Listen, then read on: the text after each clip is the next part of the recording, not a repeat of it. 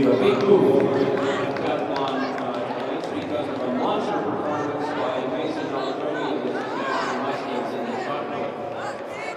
13.69 meters.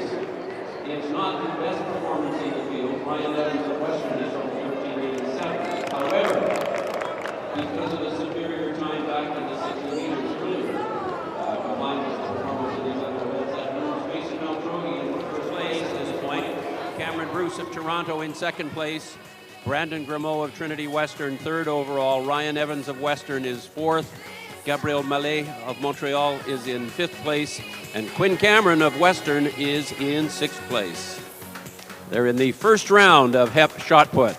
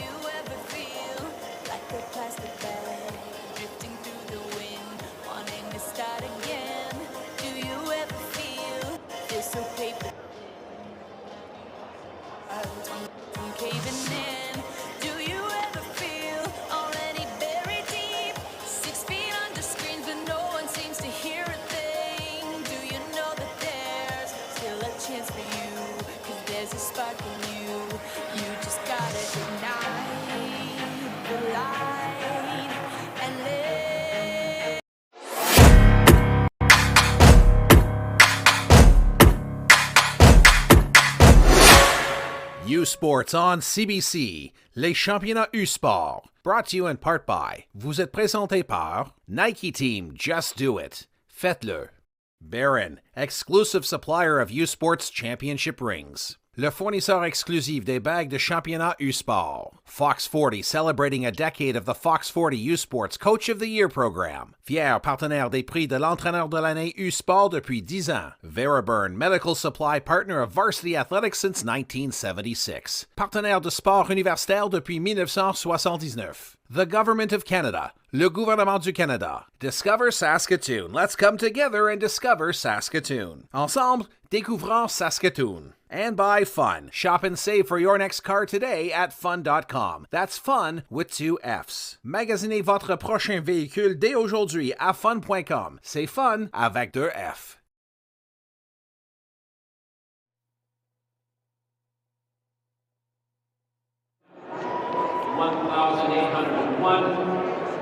And then Sienna McDonald of Calgary is fourth at 1785. Holly Harrison of Alberta fifth at 1,727. And after a personal best of 165 in high jump, Rachel Albertson of the Huskies is at 1,724 points for sixth place. As a matter of fact, Rachel Albertson of the Huskies had personal best in both the 60-meter hurdles and the high jump. So that's certainly the right way to begin this competition. And once the men have finished heptathlon shot put, it will be time for the women to move in and perform shot put. The men, of course, will take 2 days to do the 7 events of the heptathlon. The women will complete their pentathlon today. They have shot put to follow, long jump a little bit later, and then toward the end of the evening, the 5th of their events, the 800 meters.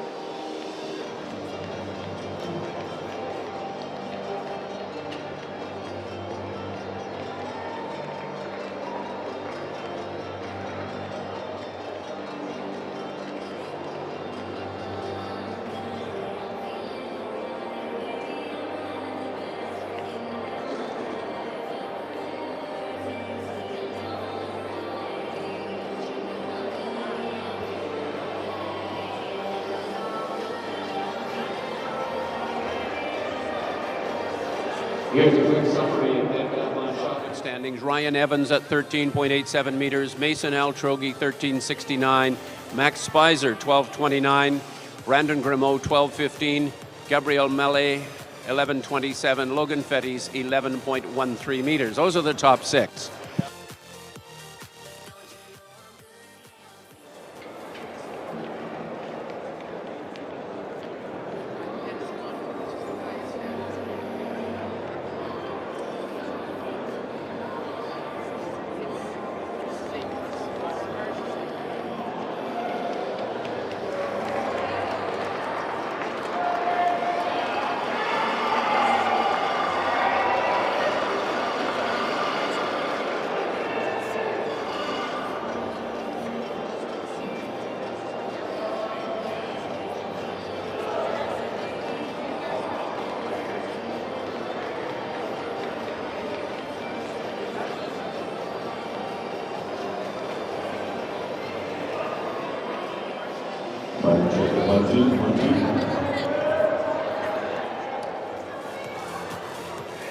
We're going to stand by here, ladies and gentlemen, friends and relatives. On behalf of the U Sport Canada, we got a special presentation for each and every one of you here as our games continue on here, as well as our competition. But we're going to go into a special hosting here from the Treaty 6 territory, from our Indigenous communities, our First Nations and Treaty territories here. And we're very proud to see each and every one of you join us here at the University of Saskatchewan in the heart of Treaty 6 territories.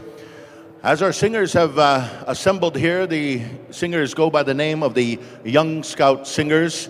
They are comprised of young Indigenous individuals from various tribal nations within the province of Saskatchewan. And they're going to share with you some of our historical songs, some of our songs of celebration, some of our songs of victory with each and every one of you here today.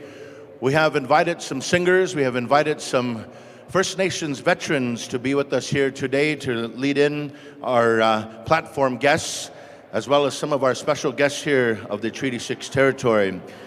Friends and relatives, I do believe we're set to go. We're going to go ahead and ask each and every one of you, those of you that are able, those of you that are here in celebration of our athletes here at the U Sport Track and Field Championships, we're going to ask you to please rise as we go to our grand entry, as we go into the entrance of our platform guests and our veterans here that had served in the world conflicts. Ladies and gentlemen, if you would please, we turn things over here to the Young Scout Singers, if you would please. Singers, anytime you're ready. Ah, hey, ah, hey,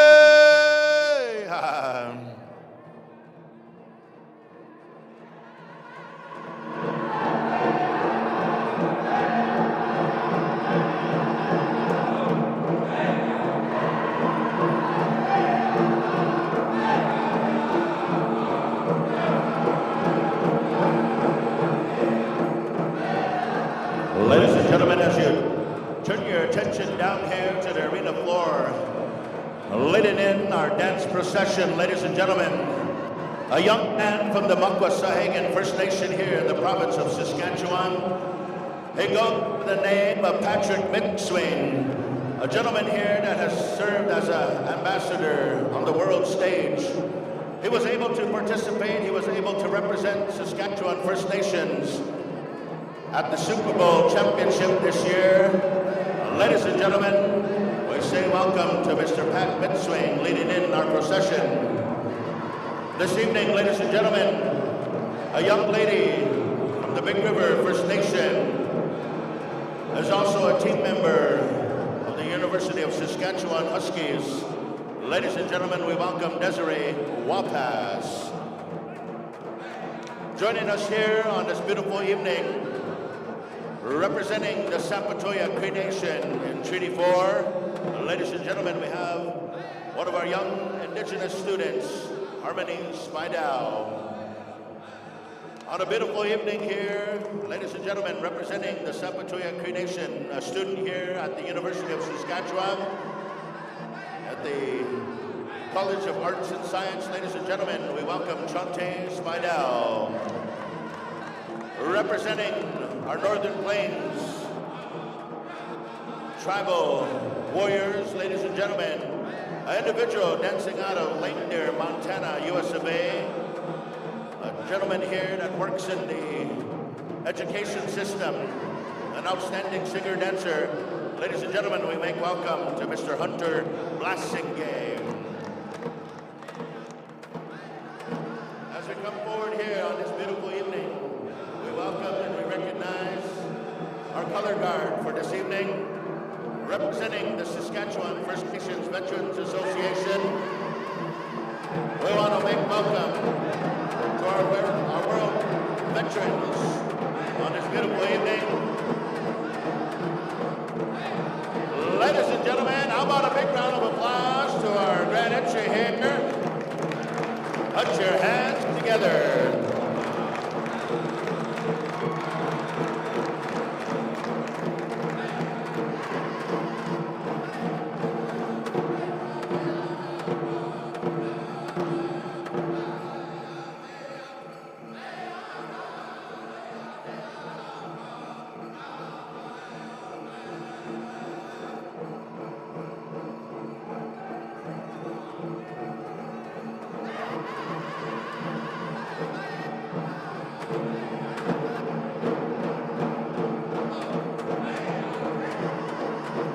Tonight, ladies and gentlemen, along with our dance procession here, a procession for dignitaries, we have members of the residential schools of the Treaty 6 territory. We also have joining us here on a beautiful evening a number of our individuals that have represented our communities and our nations proudly throughout Indigenous territories. How about a big round of applause, ladies and gentlemen, to our grand entry here tonight. We are proud to see each and every one of you here in attendance here tonight in support of all of our athletes throughout the country. Tonight here, as we stand and we recognize this territory in which we stand here tonight, and which we observe here in our historical territories of the Treaty 6 nations. And as we're here on the homelands of our relatives of the Métis and Medschiff nations, we also recognize here our host of the University of Saskatchewan. And tonight we call upon our singers to share with you a song that recognizes here our veterans, a song that recognizes the contributions that many of our First Nations veterans had made throughout these world conflicts, throughout time, throughout history. I'm very proud to introduce these individuals here. I'm going to ask them to take one step forward. As we go into their song here, ladies and gentlemen, I want to recognize our veterans. I'm going to ask the head of our Veterans Association. He serves from the Beardies and the Okamasas Cree Nation, carrying our Eagle staff, representing the University of Saskatchewan, introducing Chief David Gamble. How about a round of applause?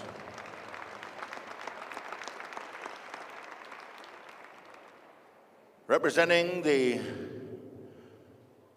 community here, ladies and gentlemen, of the One Arrow First Nation, introducing veteran Kelvin Painted Nose. Big round of applause. This evening time, ladies and gentlemen, from One Arrow First Nation, carrying the Canadian colors, Mr. Dale Baldhead.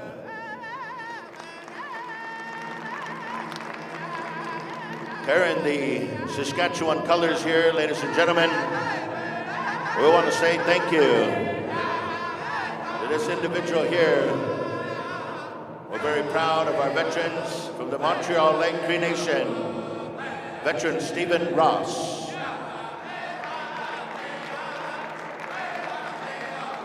Representing the Peter Ballantyne Cree Nation, carrying the Treaty 6 flag, ladies and gentlemen, introducing Emil Highway. Carrying our Métis colors on behalf of our Métis citizens and Metchief citizens of Saskatchewan, from the Lucky Man First Nation, veteran David Cauchier. Big round of applause.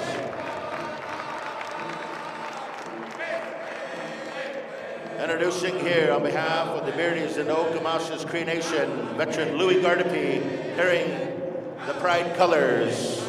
Big round of applause. Representing the Beardies and Okamasa's Cree Nation, carrying our host color guard colors, the Saskatchewan First Nations Veterans Association official flag and representation, ladies and gentlemen, veteran Cameron Arcan. Big round of applause.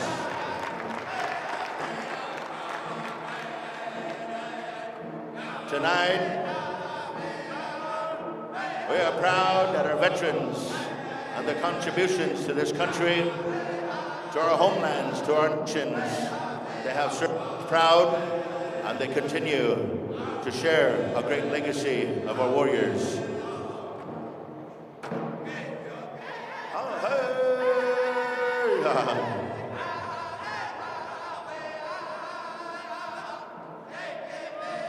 A song that honors the relationship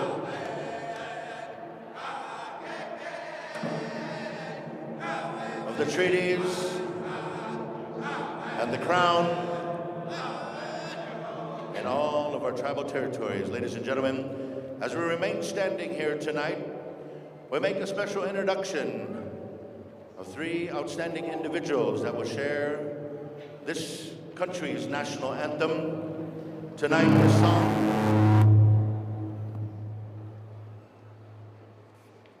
this song will be sung in the languages of Cree, French, and English.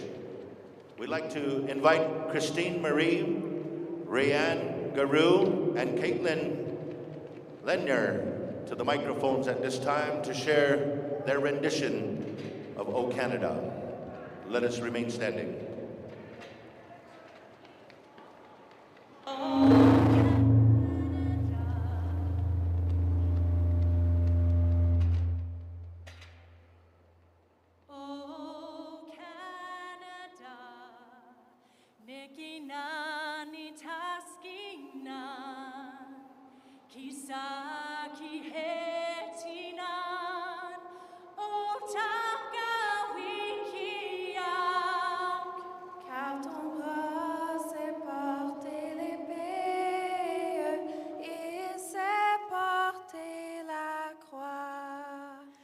From far and wide, O Canada, we stand on guard for thee.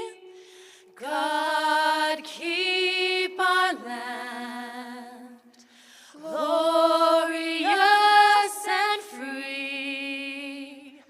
O Canada, we stand on guard for thee. Oh, Canada, we stand on guard for thee.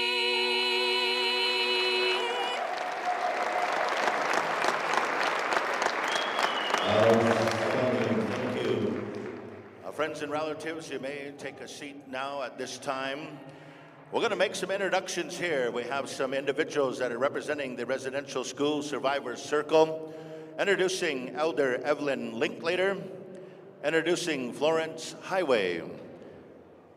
Introducing Ida Sartrand.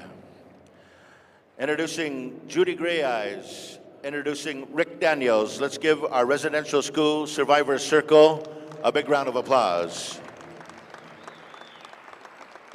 An important part of our history, an important part of learning about the Indian residential school era. And now, ladies and gentlemen, to introduce some of our dignitaries that have joined us on this day. Our speaking dignitaries, we're going to introduce them here at this time, and We'll be turning things over here shortly once we introduce all of our special guests. Today, ladies and gentlemen, representing the Saskatoon Tribal Council, introducing Tribal Chief Mark Arcand. How about a big round of applause? Representing here, His Worship, the Mayor of Saskatoon, ladies and gentlemen, Mr. Charlie Clark. How about a big round of applause? And now, introducing here of the Métis Nation of Saskatchewan, this individual goes by the name of Kathy Pruden Nansel. She serves as the Western 2A Regional Director and Minister of Child and Family Services. Ladies and gentlemen, Métis Nation Representative Kathy Pruden. Let's give her a big round of applause. Youth Sports Chief Executive Office, ladies and gentlemen, representing Pierre Arnault. How about a big round of applause? USAS dignitaries, we have Dr. Irani of the USAS Provost and Vice President of Academics. We also have with us here this evening, representing Dr. Angela Jamie here of USAS Vice Provost Indigenous Engagement. Big round of applause. Representing here, Chief Athletics Officer, Husky Athletics, Shannon Chin. How about a big round of applause? And now, representing the Dean of the College of Kinesiology of USask, introducing Joel Lanovaz. Big round of applause. Tonight's Husky representatives, Jason Riddell, head coach, Husky Track and Field Athletics. Introducing Husky Cross Country and Track and Field, Jara Crosschild. Introducing Husky Men's Soccer, Raymond Fox. And the Fun Group, introducing Mark Lopke. Our event representatives, Tiffany Dodds-Little, Discover Saskatoon. Candice Gadwa, teacher of the Academic Growth Program over here at the MEGPI program, Manifesting Growth Promoting Indigenous Excellence Program, Nutana Collegiate, Candice Gadwa. Student from the Nutana Collegiate, Max Fleury. Student from the Nutana Collegiate, Autumn Muskego Kennedy. And also acknowledging another one of our residential school survivors just joining us here, Jamie Fiddler on the end. Big round of applause. Thank you. Carrying the residential school survivors staff, I believe it is. And so now at this time, we'd like to begin, as we do in all of our Indigenous functions in our territories. We always call upon an elder to recognize and to bless the events through prayer. So at this time, ladies and gentlemen, to come to the podium microphone here, we'd like to invite Elder Evelyn Linklater to bring tonight's blessing prayer. Ladies and gentlemen, let us welcome Elder Evelyn Linklater. And this will be a prayer that will be shared for all the athletes and all the great successes and the good things that we make wishes for our athletes and each and every one of you here that have represented your families proudly throughout the collegial history here. Ladies and gentlemen, Elder Evelyn Linklater.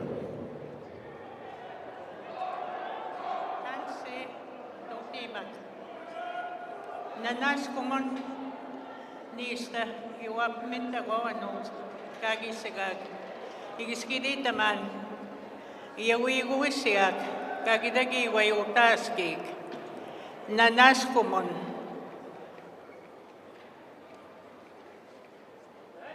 I just want to say on behalf of the residential school Survivor Circle,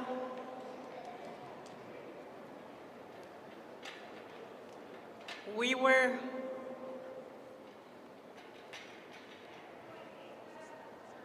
as residential school survivors, we never seen anything like this. For you young people,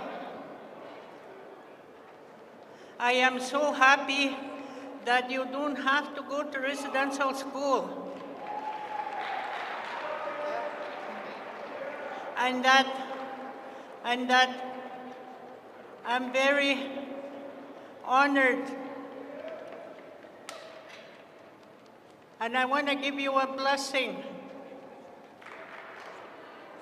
And I also asked the grandfathers for their teachings to be humble.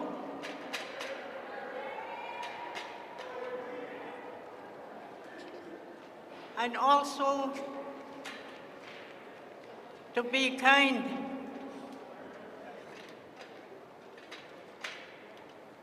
And now I will say a prayer in my language for all these blessings for the young people and the old people. Auno tawin ang disiman to sa wida minana no mo tagawi mama wiyak sa wida migagidan sa wasimis na nagnos mina nagagidaw na gutas ki puiti utsaga piwit sa yami guwag nanas ko muna niya gutsen giskidi ni gagi wait pidi tamagutas ki gagidagi wagi nagsiman to imidiak tamididi tamak tasagi tuwag tagitimagi na tuwag kaginawa ay nagtagisti de magi gaw ay nagtapiwi de mayagi ako kanto tamata ganong sumuta ka mamawiyag na nas ko muna niya go siksiman to hey tinige iguse.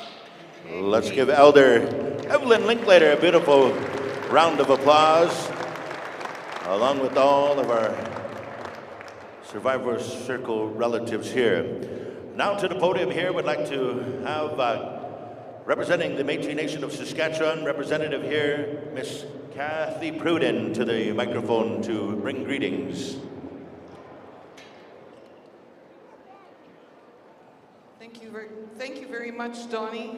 You're going to have a strong voice by the end of the night.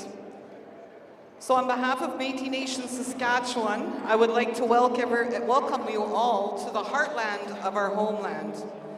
Our Métis people have lived and thrived through various weather and terrain and have been challenged, much like many of you will be today and this whole weekend. I'd just like to take a minute to also thank all the parents and the family members that are here cheering you on. They're bringing spirit and energy. And for the athletes, I really hope you have a safe, healthy competition. And as the elders said, remember to be humble and to be kind to each other. And that this was a great weekend, and I hope you have lots of medals. Go Huskies, come on. I have to get that in there. Have a good week, and good luck to you all. Thank you. Big round of applause here, Métis Nation of Saskatchewan. And now, ladies and gentlemen, our hometown mayor, ladies and gentlemen, Mayor Charlie Clark, to the podium. Thank you, Donnie, and greetings, everybody. Bonjour, Tansei. I really want to thank our elder, Evelyn, for the prayer today, and to recognize that the veterans who have joined us today, the survivors who've joined us today, the drummers and singers, the beautiful trio who sang the national anthem, all the sponsors, Tribal Chief Arkan, and Kathy Pruden-Ansels, the regional director, everybody who's taken time to be here today, because in Saskatoon, as we greet you to Treaty 6 territory in the homeland of the Métis, we want to honor you. And this is what this is about. All these people have taken time to honor you as athletes, as coaches. You've all worked very, very hard to get here and to get ready for this very important competition, and we know how important that is, and we want to make sure you feel very welcome. And so I want to be part of that welcome to Saskatoon as the mayor of this city.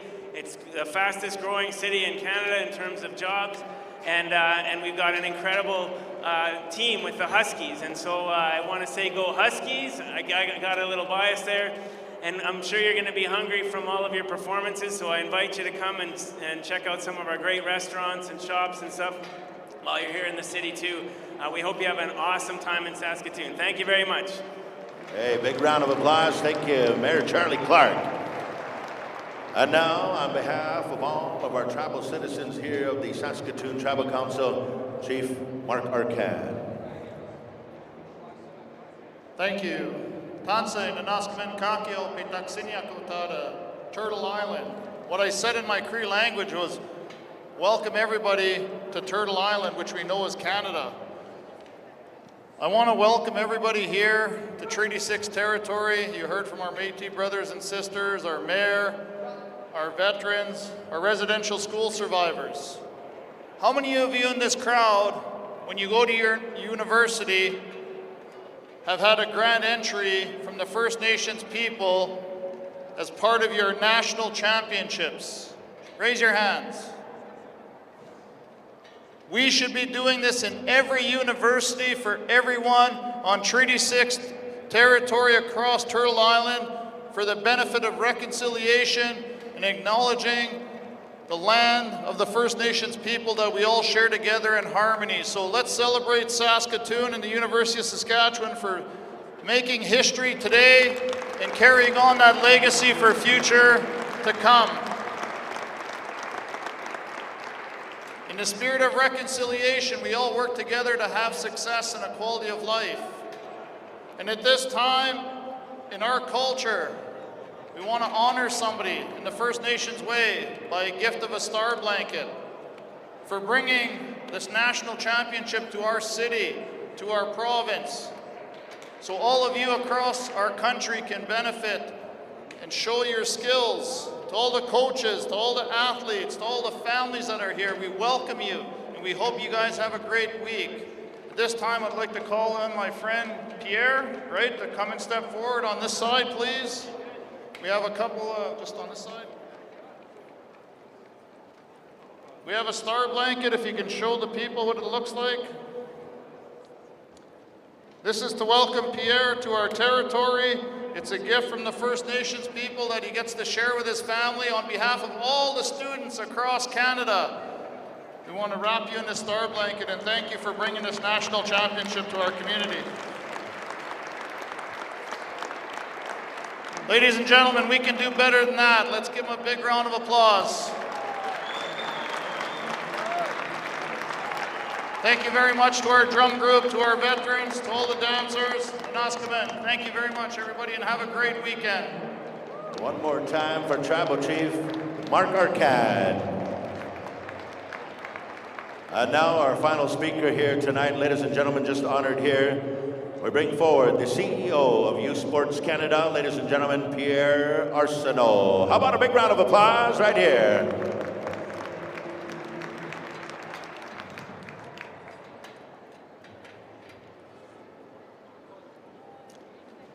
On behalf of Youth Sports, it's certainly a great pleasure for me to be here to welcome you to the 2023 Fun Youth Sports Track and Field Championships presented by Discover Saskatoon. We're certainly wonderful. It's a great pleasure to have you here with us.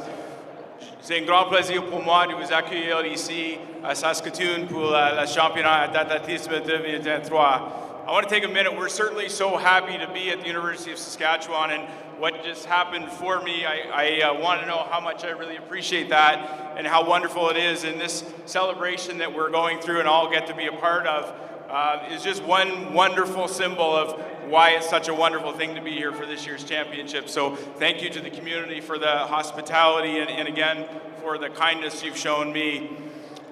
Pour toutes nos, je veux dire un gros merci à tous les bénévoles, les officiels qui sont ici cette fin de semaine, les entraîneurs et pour les vraies étoiles de notre championnat, les étudiants athlètes. Merci pour votre travail pendant toute l'année et bonne chance cette fin de semaine pour toute l'excellence que tu cherches et tu veux avoir. You know, we want to say a quick thank you to the volunteers that are helping to make this happen, all of the officials that are here, the coaches that support the real stars of our weekend, our student athletes. And for the student athletes, we just want to say thank you for all of the work that you do. People can do the stuff that everybody sees and is recognizable. It's the work that nobody sees, the early mornings, the late nights. That is the reason why you're here. And we hope that this weekend and these championships provide you all of the moments that you came here for. And no matter what, the work that you've done, you get to keep that. That's with you, and that has changed you, and that is the reason why you'll continue to grow and do great things and make a difference in our world. So we hope that you have the best weekend competing, have fun with 2 Fs, and good luck this weekend.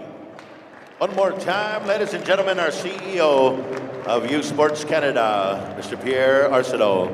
At this time, ladies and gentlemen, we're going to sing a song of victory, a song of honor, as we celebrate here throughout the weekend and wish you all a beautiful weekend of championship track and field. The Young Scouts, if you would please, victory song. Here we go. Let us rise one more time. Those of you in attendance, let us rise one more time.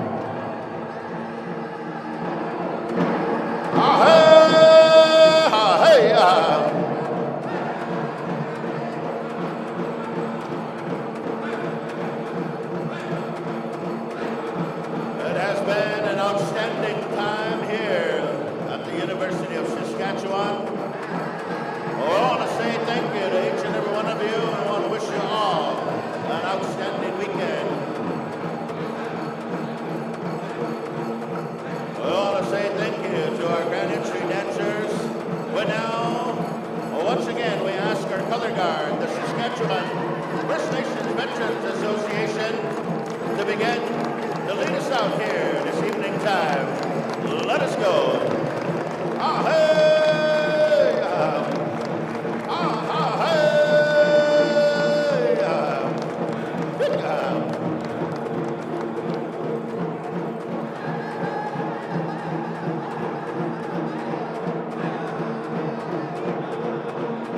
On a beautiful evening here, the sound of the drum has taken care of our people historically throughout time, throughout memorial. Ladies and gentlemen, we'll share with you a voice, a sound, a history. We appreciate the opportunity to showcase here at our host university, at the University of Saskatchewan. It has been great. We're going to have a beautiful evening. We wish you all an outstanding weekend. And good luck to all of our athletes. One more time for the Young Scout Singers. Big round of applause to the Young Scouts.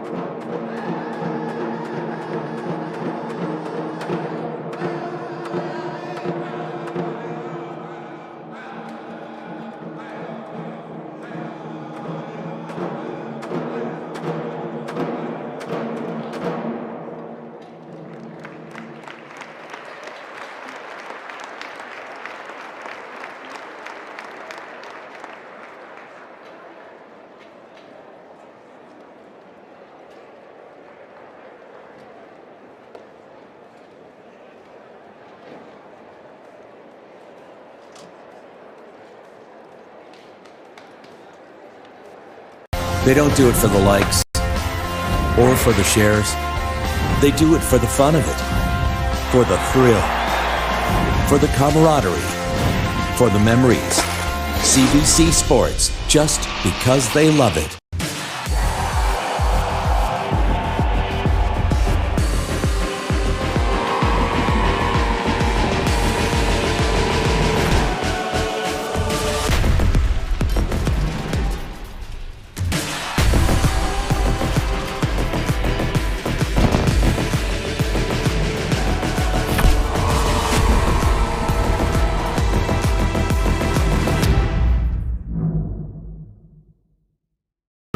It's that moment again, the one you dream of every night. La seule chose qui te préoccupe, c'est la gloire, le cheminement de la réussite, of pushing yourself further than ever before. But the true glory is in the shadows, les sacrifices que tu fais, Quand toutes les chances sont contre toi. When you can't push one more second. Chase the glory. Visez haut.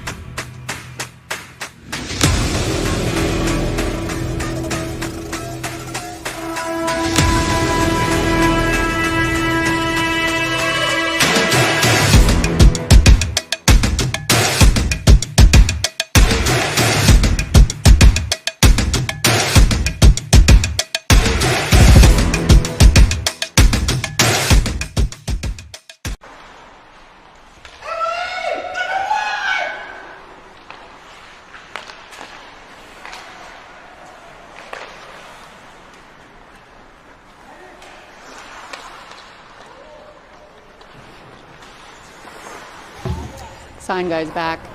Weird, isn't he? Yep. But he sure knows his quality used vehicles. He's like Google, but signs.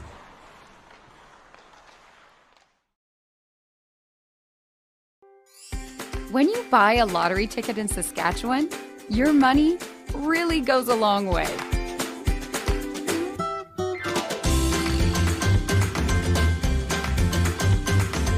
More than 12,000 sport, culture, and recreation groups receive funding from Sask Lotteries every year. With Sask Lotteries, everyone wins. This season, catch the best in Atlantic University sport excitement at home or on the go with AUS TV. Soccer, rugby, football, volleyball, hockey, basketball, and more. Tune in at AUSTV.ca. All your favorite university teams showcasing their talents in one place. AUS TV, powered by Bell Alliance. They bring it to the court. They bring it to the field. They bring it to the ice. And now they bring it to you. Presented by Subway, the official fuel of Atlantic University sport.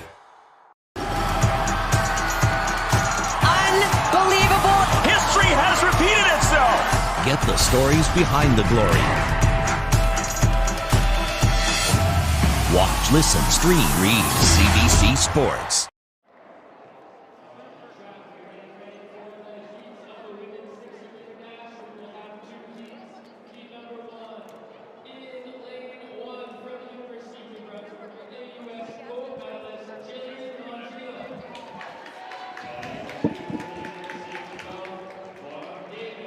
And we're just a couple moments here from the women's 60-meter heats.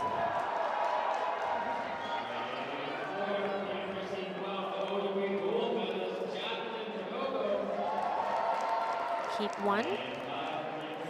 We'll have here, starting in lane 1, Jillian Lango, New Brunswick Reds.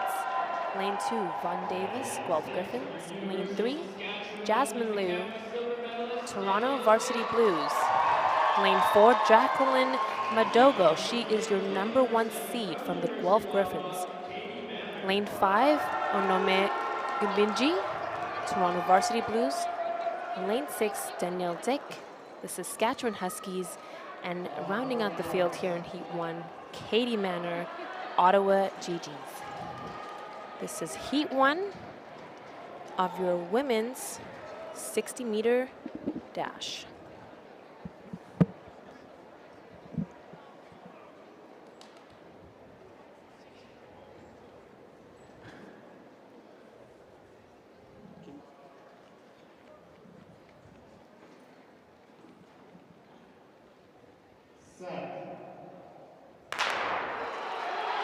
What a good start by Jacqueline Madogo in lane number 4, taking the lead. Very comfortable across that line, slack-jawed and comfortable. Madogo from Guelph. That's a pretty comfortable run, Astrid. That was definitely a very good run there by Jacqueline Madogo. Unofficially, 7:29 is the time that I saw come across the board. Very quick, in that realm of her season's best of 7:25. The defending champion, psychology student from Ottawa. And the official time is up now. 7:34 is what she ran. A good qualifying time there that'll take her into the finals. Seemed like she was accelerating up until the end, flanked by those two University of Toronto athletes, Onome Gabinje.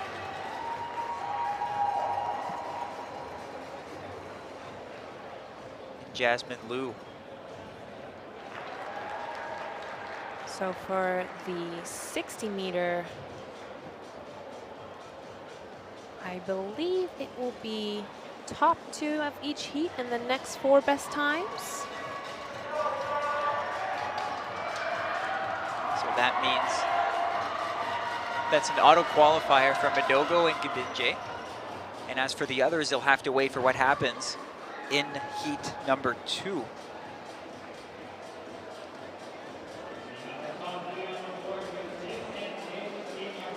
In the second heat, we'll see our Can West gold medalist and new record holder, Dawn Richardson-Wilson of Calgary, University of Calgary, with the best time of 7:34. So right in that ballpark of where Madogo ran. Those are 2 strong, balanced heats coming up.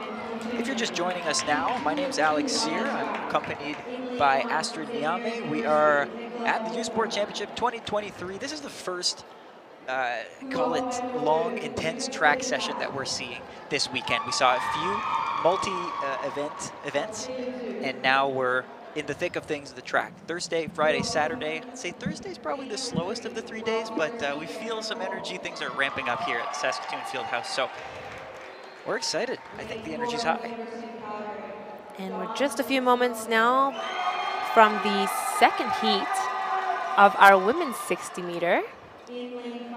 And here in heat 2, in lane 1, it'll be Natalie Thirsk of Western Mustangs. She is a T38 para-athlete. Lane 2, Audrey Leduc, Laval. Gabrielle Cole in lane 3, Guelph Griffins. Dawn Richardson-Wilson of the Calgary Dinos in lane 4. Donna Ntambo from McGill in lane 5. Vivian Ogre of Western Mustangs in lane 6. And rounding out heat 2 here, Audrey Jackson from Montreal. This is heat 2 of the women's 60-meter.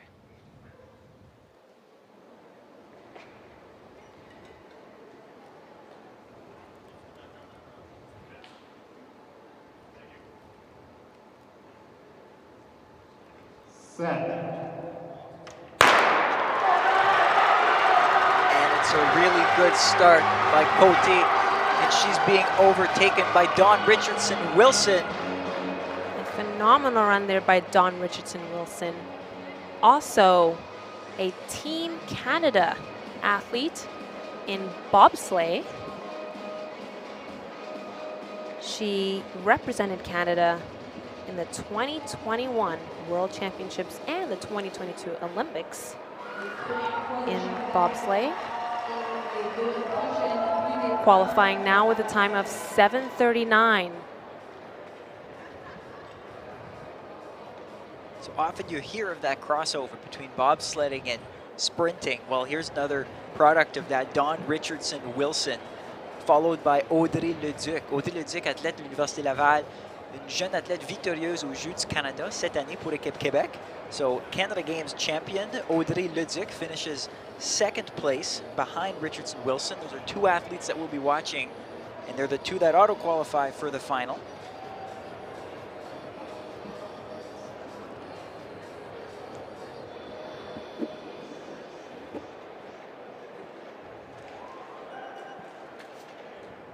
And hang on as we tabulate those 4 wildcards to see what this final is going to look like. As a reminder, you won't have to wait very long for these finals. They happen at 7:15 for the women and 7:25 for the men, respectively. So these athletes have only an hour between races, but of course, a 7-second race doesn't take all that much out of you. So expect they'll be able to bounce back and bring an even faster time to the final in an hour.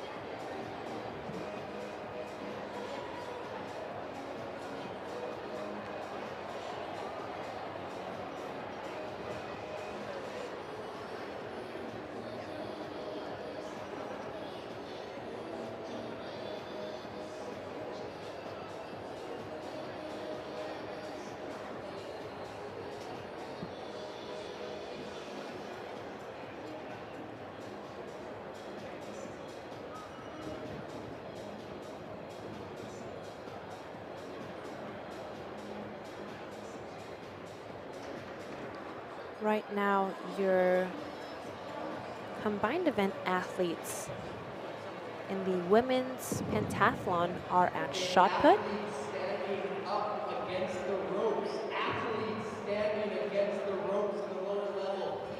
Looks like the women are warming up for their third event.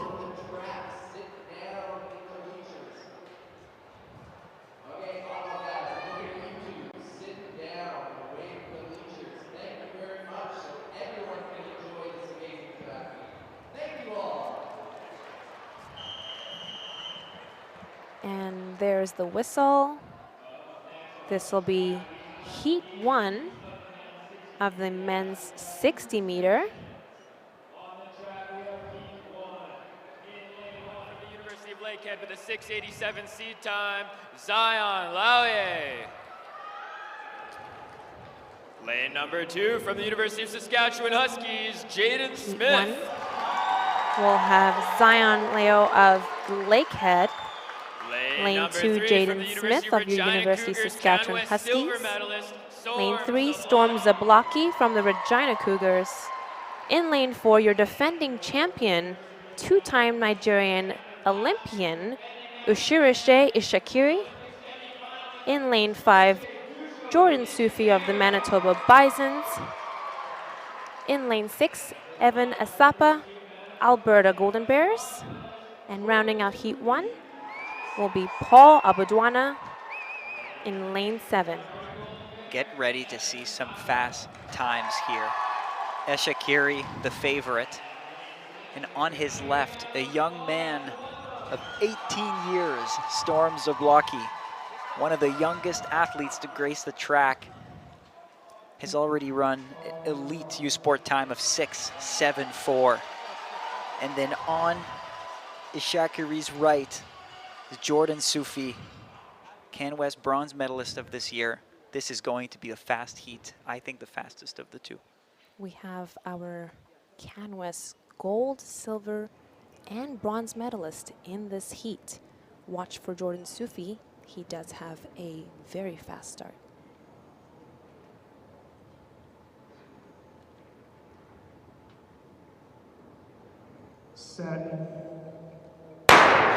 And Sufi is out fast, but Ishakari is going to try to reel him back in, and he's barely ahead of the young Zablocki. And I think he overtakes both Zablocki and Sufi at the end, but that was a very close heat. An incredible first heat. We saw our CanWest podium guys give it a good run in that heat. Jordan Sufi coming out really hot out of the blocks. We'll get to see a replay here, I'm sure.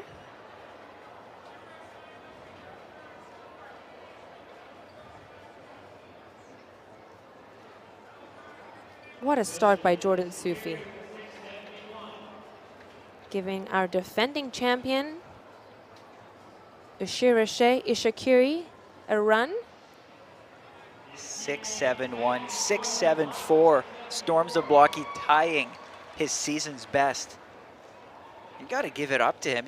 He's racing against an Olympian in Ishakari, and he barely lets him beat him. Sufi 6.76 for third. All fast times for a heat. I believe all of our men in the 60-meter are all running times under that 7-second mark. And Storm Zablocki, at such a young age, clocking some very fast times, equaled the U20 50-meter Canadian record this year. That's right, a whole Canadian record. It's almost like these two heats self-separated into West versus East. The next heat will include both the Quebec champion in Julien Bourgault de l'Université Laval and also the Ontario champion, Emmanuel Onyema, the Waterloo Warriors.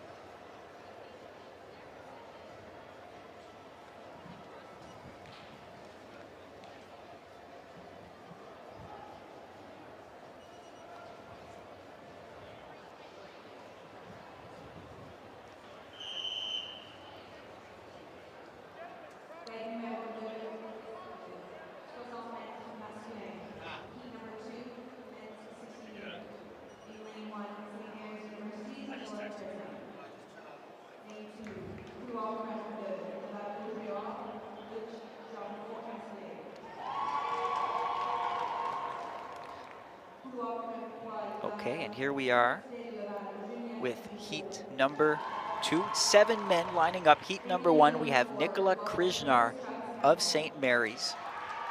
Lane number 2, Luch Germanau Alsena de Rouge et Or de l'Université Laval.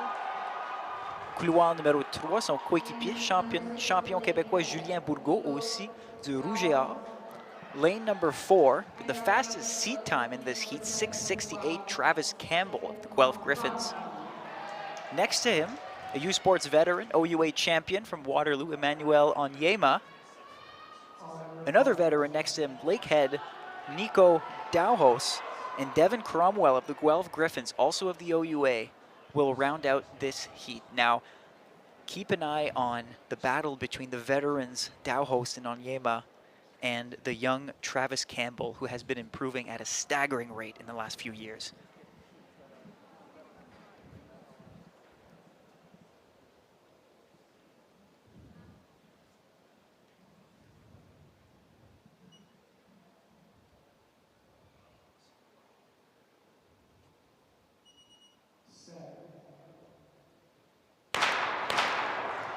And the second gun has gone off.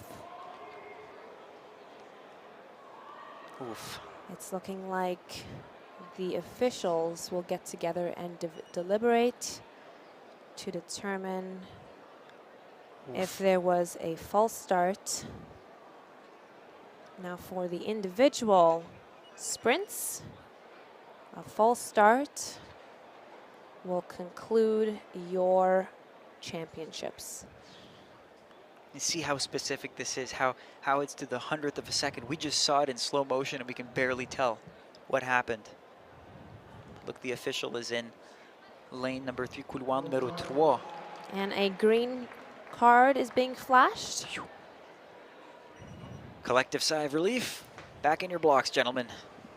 Ça, c'était Julien Bourgault, qui a reçu la carte verte, champion québécois. Il doit se sentir chanceux. Lui et son coéquipier, Alcena, essayeront d'obtenir des points pour l'Université Laval. Take 2, heat 2, the men's 60 meters.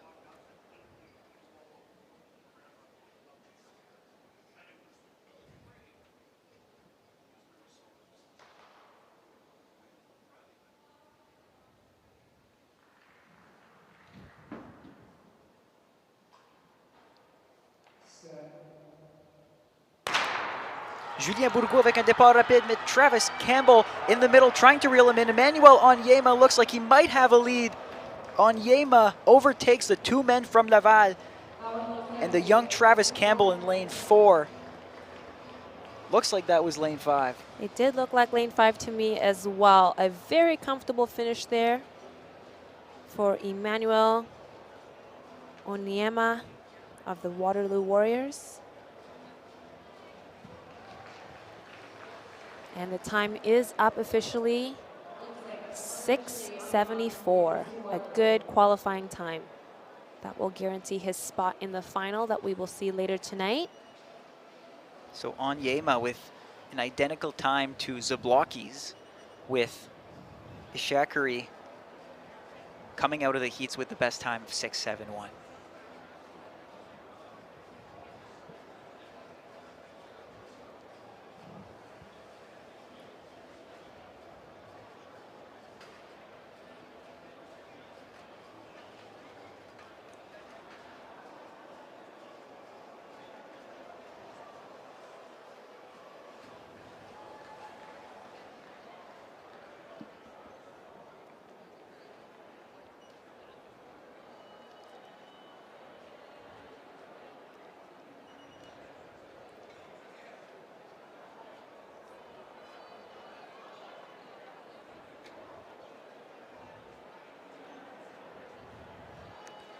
So we have your qualifiers for the women's 60-meter heats that just happened, and an incredible showing by these women.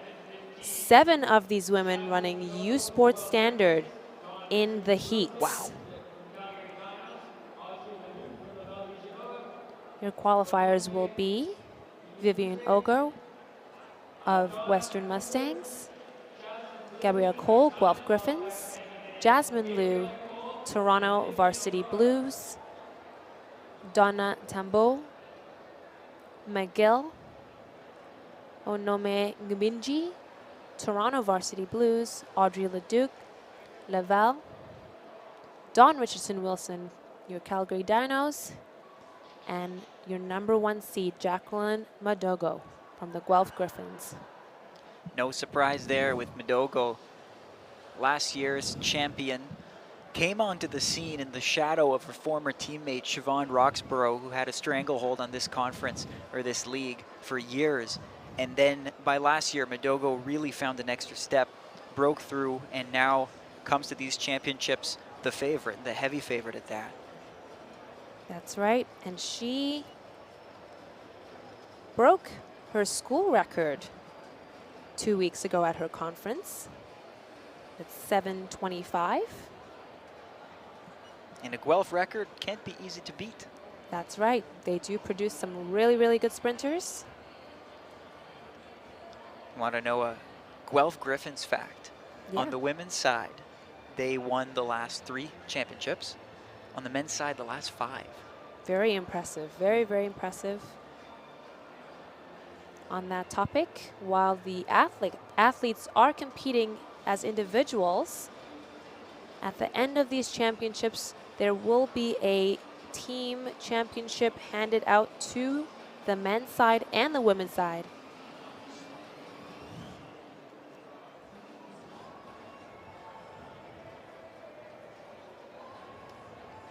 Okay, and we're up here waiting for the 60 results. Jusqu'à maintenant, nous pouvons constater qu'Emmanuel Onyema et Julien Bourgault vont avancer en finale automatiquement pour finir les deux meilleurs, 6,74 et 6,80. Donc le champion québécois qui finit en deuxième position, Onyema and Bourgault will advance to the final, along with Zablocki, Ishikiri,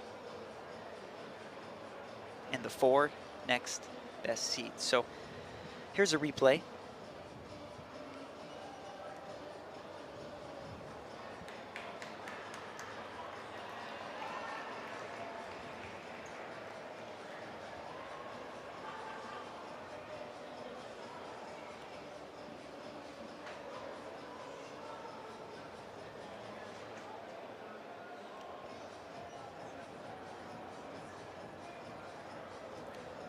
In the women's pentathlon, we have the third event that is underway, the shot put. They are just about finishing the first round. So again, with the pentathlon, they will only have 3 throws, and their farthest throw will count towards their final score.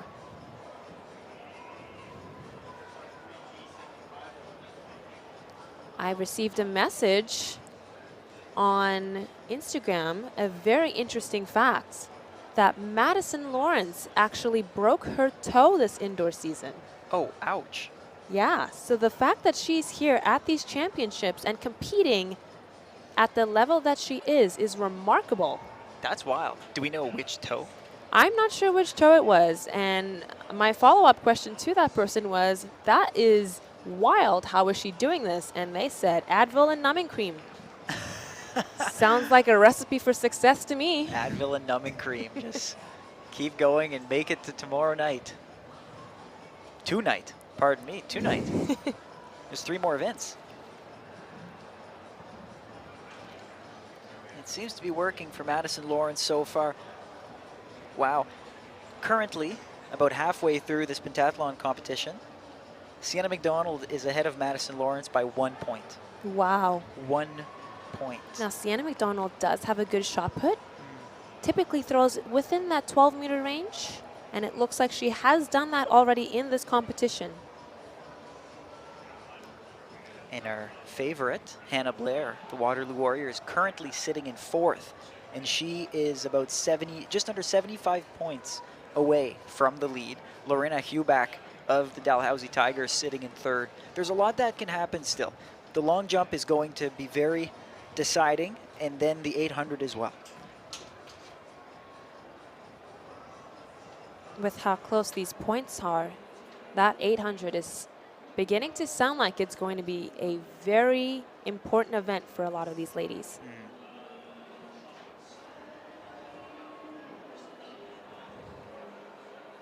And on the track stream, we now have 60-meter results of heat number 2. Looks like Travis Campbell and Alcena of Guelph Griffins and Le Rougeard, respectively. Stop the clock at 6:81. And compiled, this means that they will advance. So let's hear 8 men who will be back for the finals. So, Duchos Ishekari, 671. He's our leader and he's our favorite going to the finals. The Olympian from the Regina Cougars. Emmanuel Onyema, the OU8 champion, Waterloo Warriors in 2nd place, 674, tied with Storm Zablocki, the Regina Cougars. Those will be your 3 favorites going to the final.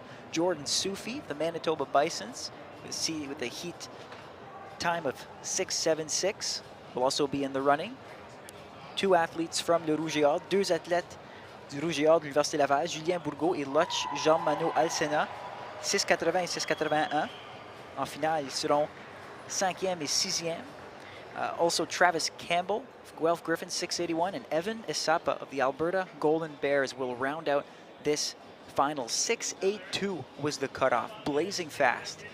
So now we know our women, we know our men. Women go at 7:15 and men at 7:25. That's already, we're already back to the 60s in 35 minutes. So not that long to wait, but we have a track break until then. So we can keep our focus on the field side of things. The women's pentathlon, they have began their second round of throws. Looks like now Holly Harrison of the Alberta Pandas.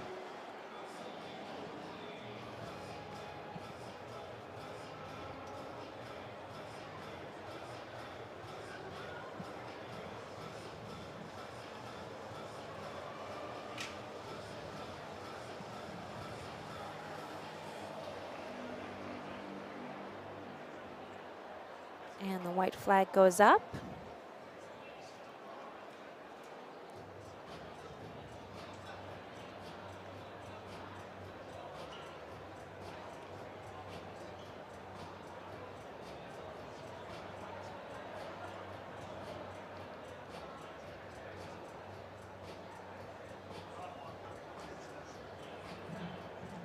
And a mark of 9:14 for the second throw for the CanWest bronze medalist, Holly Harrison.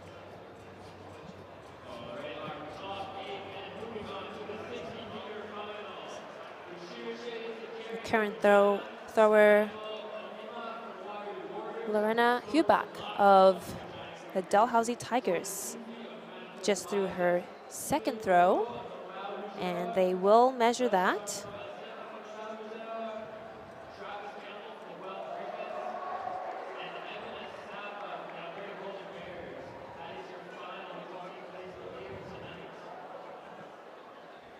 And she will be happy with that. It is a slight improvement from her first throw. 1281, that'll be good for 715 points towards her final score for this competition. Wow, as much as we saw Lawrence run away with that high jump competition, Hubach is really putting her print on the shot put. 12.81, almost a meter ahead of second place. Solid 77 centimeters for the Dalhousie athlete, the three-time AUS champion.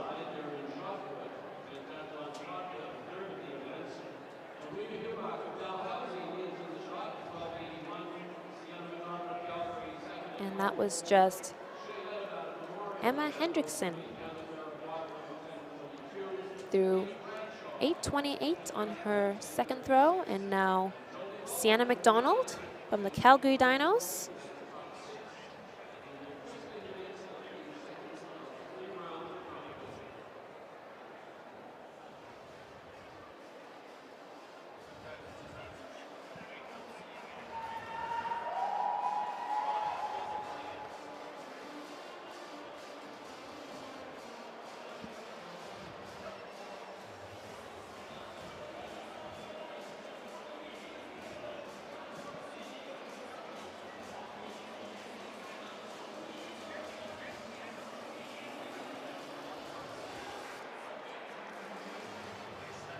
So 11.88 for Sienna McDonald. So her best throw remains her first one at 12.04. Solid, but she still assumes that deficit on Hubach. But if things stay the way they are, she will likely move on to the fourth event of this competition with a 1-point lead over Madison Lawrence. That is staggeringly close. Currently, the men's heptathlon also is at high jump. It looks like just one jumper who's jumping. The height is currently at 163. As we see Hannah Blair prepare for her second throw, 10:42 in the first round. Blair, the competition favorite, sitting in fourth place overall right now.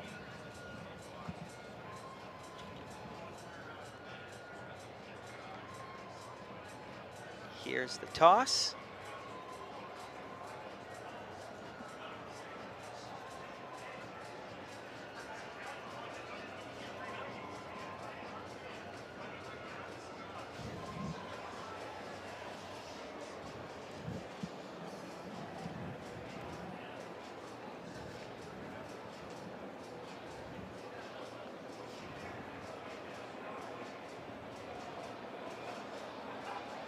And that is an improvement there for Hannah Blair. 11:05 for her second throw. She earns 598 points there for the OUA gold medalist. And this is Audrey Gardard of Western Mustangs with her second throw.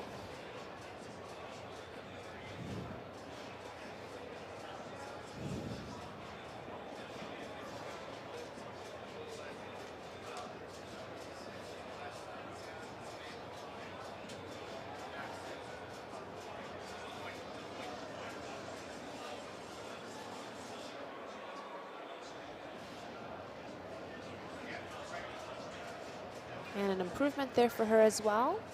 10:35 for the OUA bronze medalist. There's Rebecca Palmer of the Guelph Griffins.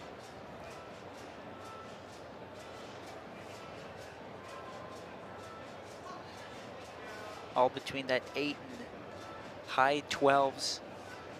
No throws too close to the record. The pentathlon shot put record, quite impressive, 14.45 meters by Nikki Udenarden from 2019, competing for Calgary. Astrid, I'm picking on you again because you've done these events. What's your take on shot put? How was your shot put? You said you hated the high jump, you loved the hurdles. The shot put was one of those events that grew on me. Really? It did. So by the time I had got to my final year competing with the Huskies, my farthest throw was a 12:49. So wow, it was one of those events where for these ladies, if they can learn to utilize their speed and power that they use in all of the other events, the shot put will earn you some good points. 12:49, that would put you in second in this competition. How is it to get to that level where you feel like you can run fast and also throw far? It feels almost counterintuitive. You almost have to pick one. How do you balance the two? It was difficult, but I think it was just one of those things where you start to learn loving the events. It never happened for me in high jump, but it definitely did in shot put. I enjoyed training for shot put. Yeah? It was fun hanging out with the throwers. Okay, there's that. In my head, it also sounds like it doesn't hurt as much. Like, no one likes training for the 800 meters. Like, you like the feeling afterwards, but the actual doing it is so difficult. Training for the 800 is definitely one of the grueling ones. I guess shot put, the pain is in the gym, though. That's true.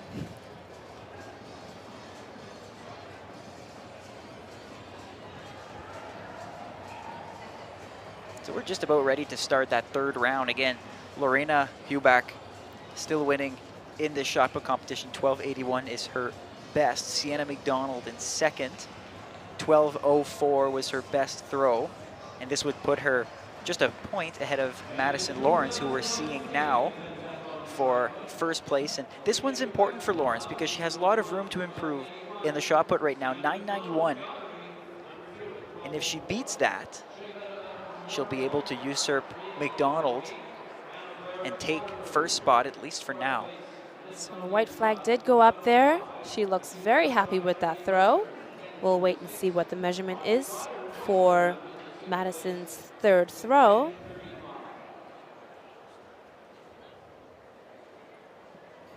And a significant improvement for Madison Lawrence. Ooh. An 11:47. Wow. That'll bump her right back to first place in this pentathlon competition. Wow, that is big for Madison Lawrence. A 1.5 meter improvement when she needed it most. This way she's setting herself up very well. And I know she's comfortable over the long jump and the 800 as well. Yes, she is actually a over 6 meter long jumper. So it is definitely there. She's more than capable of earning some valuable points in the long jump. And just now, that was Nikita Bradshaw of the Trinity Western Spartans. Bradshaw 10:37, improving by a few centimeters each time. That'll put her in 6th place, right where she was at the start of this 3rd round.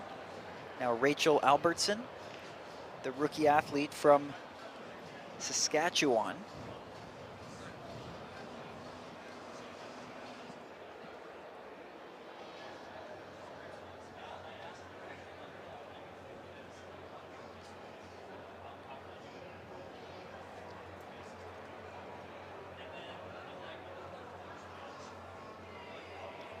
Albertson looking to beat her best of 9:10.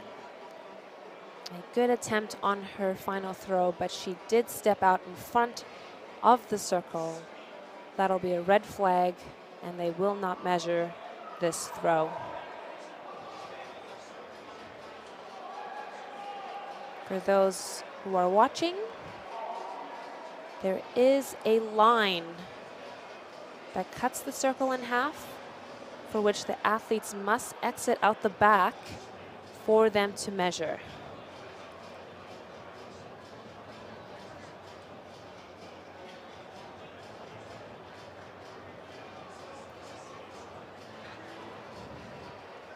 That's Holly Harrison of the Alberta Golden Bears, or rather the Alberta Pandas. Alberta has the Pandas and the Golden Bears. Yeah. The men are the Golden Bears, the women are the Pandas. Tough. And on your end, you're all Huskies. We're all Huskies here. You're all Huskies. That makes it easier to remember. And then in Regina, there are Cougars, but the football team is the Rams. Why are they the Rams? That's a great question. Just the football team? Just the football team. Interesting. Yeah. See, at St. FX, we had 2 different mascots, but they were the X-Men and the X-Women. So easy, I guess, yeah, to remember. At Windsor, they were all Lancers. Western, they're all Mustangs. How do you choose the men to be the Golden Bears and the women to be the Pandas? I'm sure there's a great story behind it. We might have to ask one of our Alberta people that are in the building. Or one of our listeners. If anyone can enlighten us about this. Why the Golden Bears and the Pandas? Let us know.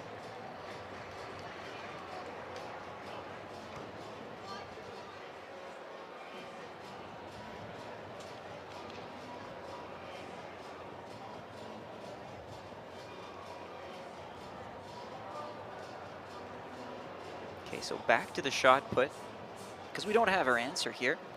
Emma Hendrickson of the Western Mustangs, 893 is her best so far.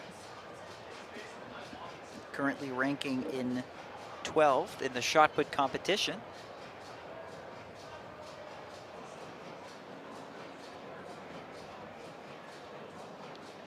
It's a good throw. They will measure this one.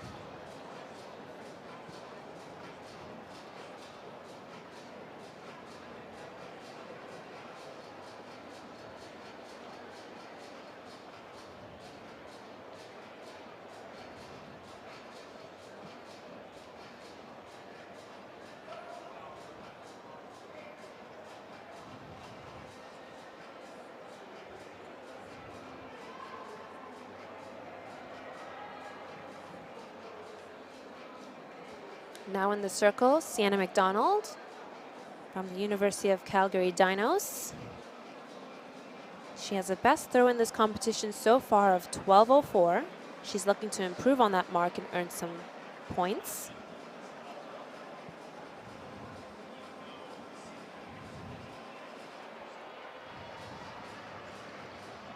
Now the game for McDonald is to try to escape from Lawrence as much as she can. 12:04 used to give her a nice, comfortable lead on her rival, and now it's barely a half meter. So where does this stack up? McDonald seems unfazed about it. 11:35. So she will stick with 12:04, and it looks like we're going to move on to the next competition in a few throws with Lawrence leading the charge.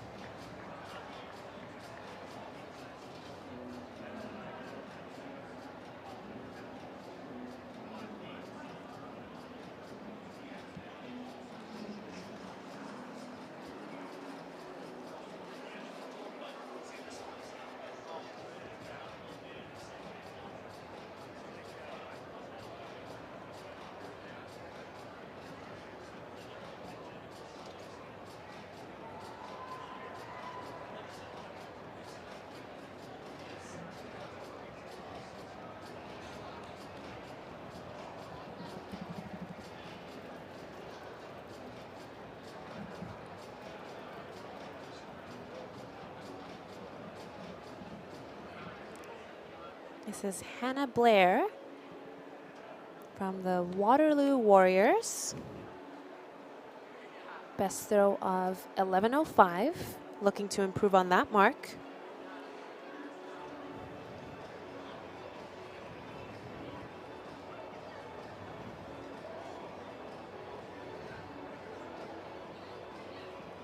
I'm curious to see this distance, because if I'm Hannah Blair, I'd start being a little bit worried about things. Sienna McDonald and Madison Lawrence already have the lead on her.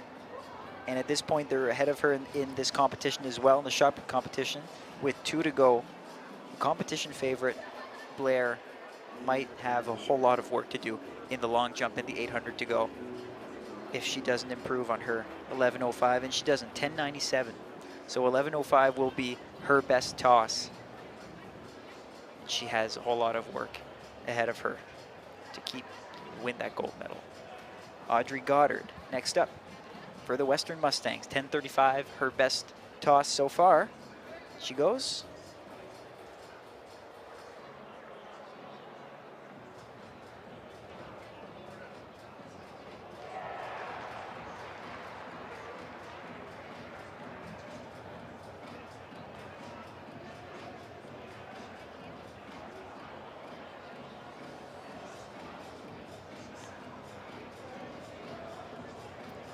While the women's pentathlon shot put is underway, there are 6 men over 169 at the men's heptathlon high jump. Coaches, this is your 2-minute warning to get your relay horns in to the front. 2 minutes to get your relay horns, all coaches. Tous les entraîneurs, vous avez 2 minutes pour se mettre au front de relais. 2 minutes.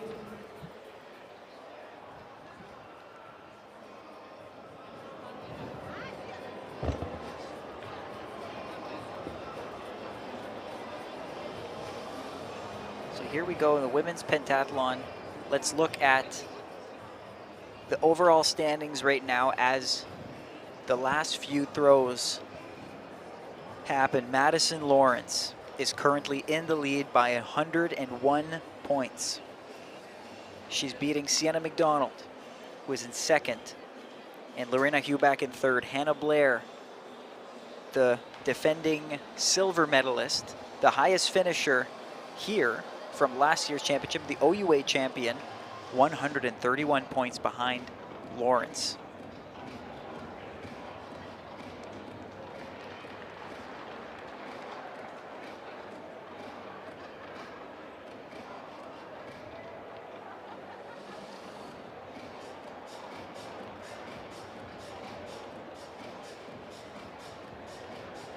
And I think I have that answer for you of why Alberta has the Golden Bears and the Pandas. Let's hear it.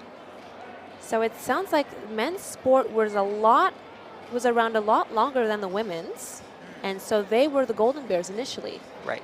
Later on, women did create a sport club, and they called themselves the Pandas. And so when they were allowed to compete in the intercollegiate circuit, they decided to merge them together. Henceforth, the Alberta Golden Pandas, well, sorry, Golden Bears and Pandas. Okay, so it's a nod to their history. That's It really is. cool. And then a fun fact as well about the Huskies. In the 60s to the early 80s, I believe, the Husky women were known as the Huskyettes. Okay. And the dinos were dinosaurs, which I think we all kind of Does the maybe men, assumed that. the men were the dinos and the women were the dinosaurs? I'm not sure if maybe that's what they meant. Interesting. Well, Thank you for that. That's Jennifer Weber. That's competing this weekend in the women's weight throw and the women's shot put. She's currently ranked 2nd in the women's shot put. Thanks for sending over those fun facts. Great to know, and good that they got rid of the Huskyettes. It's kind of a long, clunky name. Yeah, I agree. Huskies. Yeah. And as we were watching those last moments of the shot put, we're calculating how impressive Jessica Zelinka's pentathlon score and U Sports record of 4,380 points actually is. So Zelinka, being a coach for Calgary, is here, also an Olympian. So she's very recognizable in these circles. 4,380, Astrid, that's amazing. But we also had a little celebration on your end. We were trying to figure out what were Zelinka's results, individual results. And we were wondering if her 60-meter time was faster than yours. So 60 hurdles. Astrid had the record, right? The U Sports record, 8 seconds, 0.45. But we didn't know if that factored in Zelinka's because we thought it only factored recent ones. We just saw what her result was. Despite her monstrous total of 4,380, her result, 8.46. Astrid, you're still it.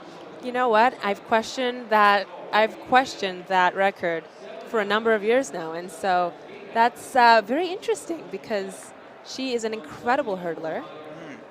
But yeah, very, very, very cool.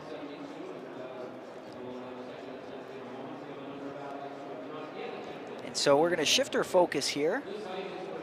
The men's high jump is ongoing.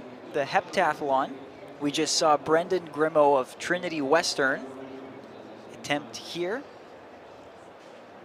Heptathlon, of course, spread across 2 days.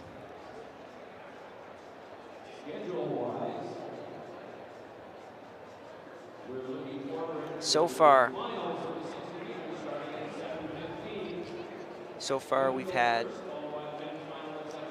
11 of 15 athletes entering the competition. The bar currently at 172.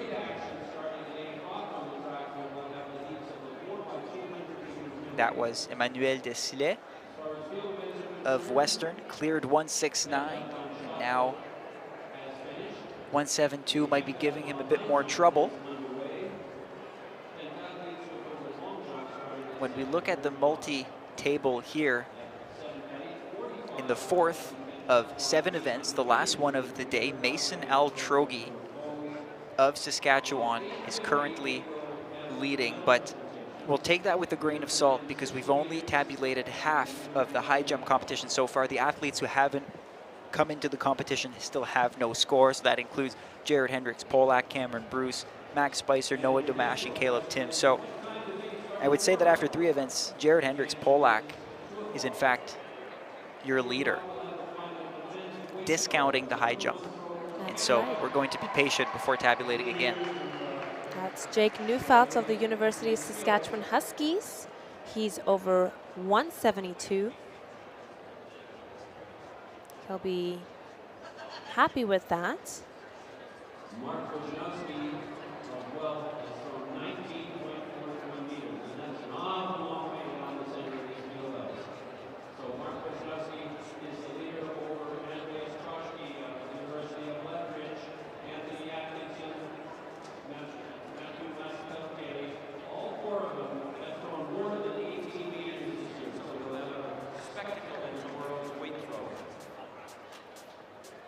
That's at 2 o'clock.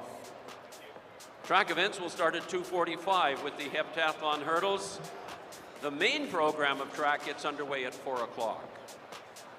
And we'll have medal presentation at 4, and then at 4:30, hurdle heats for men and women, the Alors voici 1,000-meter Max final for Mazerolle men and women. de l'Université de Moncton, le champion atlantique. Il s'amène. Il franchit presque la barre.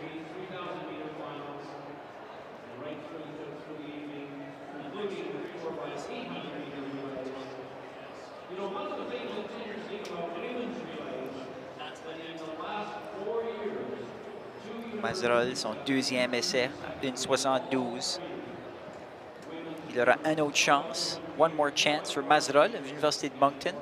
There he is, talking to his coach, Steve Leblanc. Now we're going to move on to... This was Caleb Tim. Cleared 172 on his second attempt. We'll see him in the next round. This was his entry into the competition. Now Brendan Grimaud of Trinity Western clears the bar comfortably, seems unfazed. That's the sign of someone who knows he can go much higher. 175, we'll see him in the next round. A great clearance there by the CanWest gold medalist.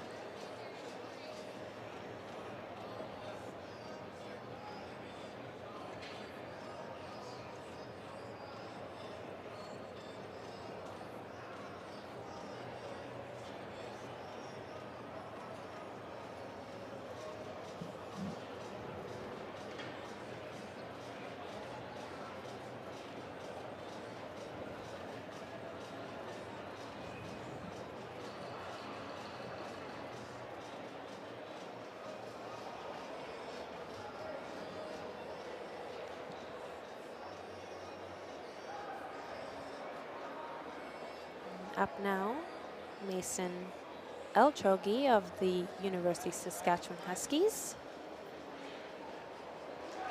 And he's over 172.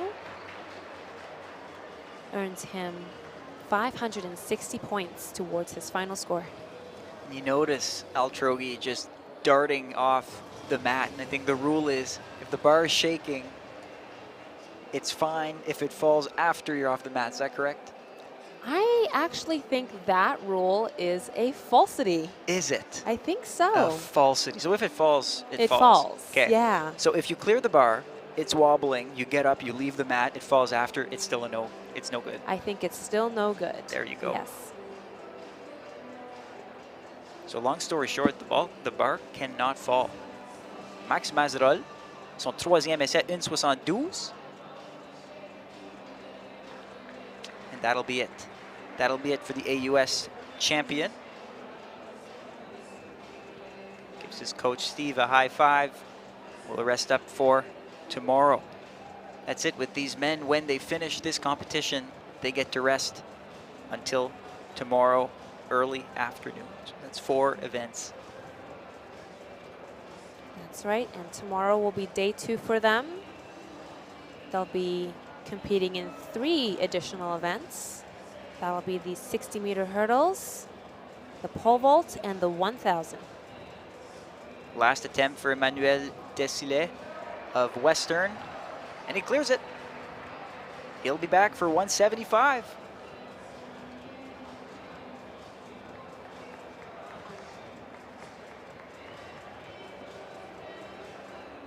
Now this has to be one of the longest competitions of this entire weekend, because we had an athlete from Moncton, Max Mazerolle, who entered the competition 154, and then we have athletes who aren't even going to attempt a jump until 9 rounds later at 181.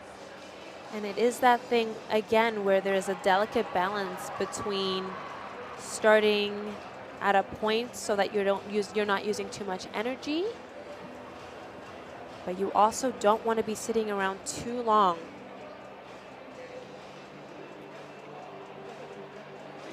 And this is your #1 seed in the men's heptathlon, Ryan Evans of the Western Mustangs. And the bar wobbles, but doesn't fall. No fall.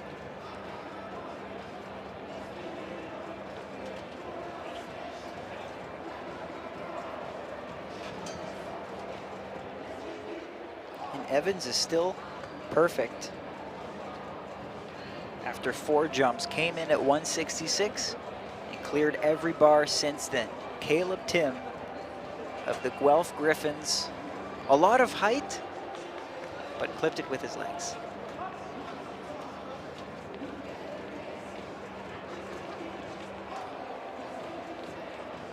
Back to the drawing board for Tim.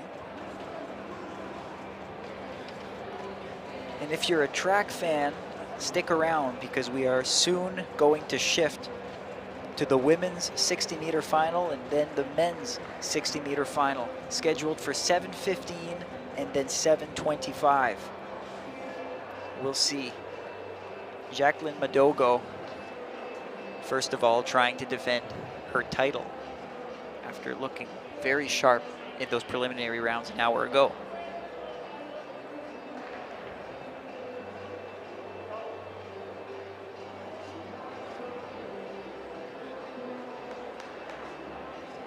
We would like to thank our presenting sponsor, Discover Saskatoon. Return Saskatoon sparks joy, imagination, and new experiences. Feel the energy of the season, the unexpected one. Explore the land you know, people you love, and discover incredible experiences in your own backyard.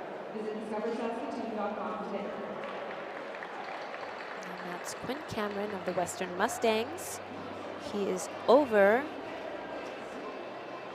175.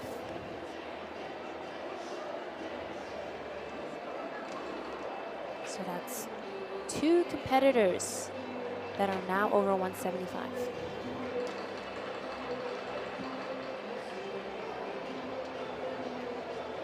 Logan Fettis of the Regina Cougars, also over 175.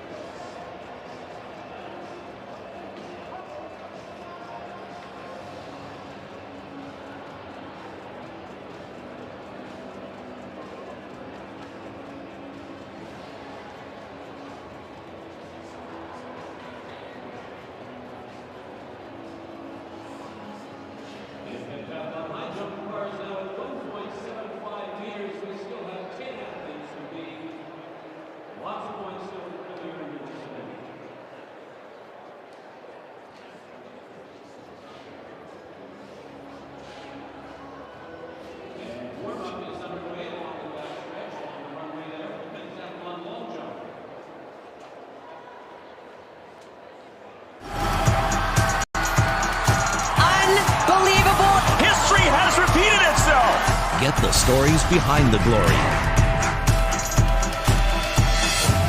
Watch, listen, stream, read CBC Sports. Winter sparks joy, imagination, creativity, and new experiences. Between the woods and the frozen lakes, you'll find a place of kinship and story, history and culture, curiosity and kindness. You'll find Saskatoon. Feel the energy of this season, the connection to change, and the unexpected warmth. Explore the land you know with the people you love and discover incredible experiences in your own backyard. And let winter spark joy. For a limited time, Fun is offering interest rates as low as 1.99% OAC on used vehicles. It's all part of our Bigger Rides, Better Rates sales event. Find what drives you anytime at fun.com. When you buy a lottery ticket in Saskatchewan, your money really goes a long way.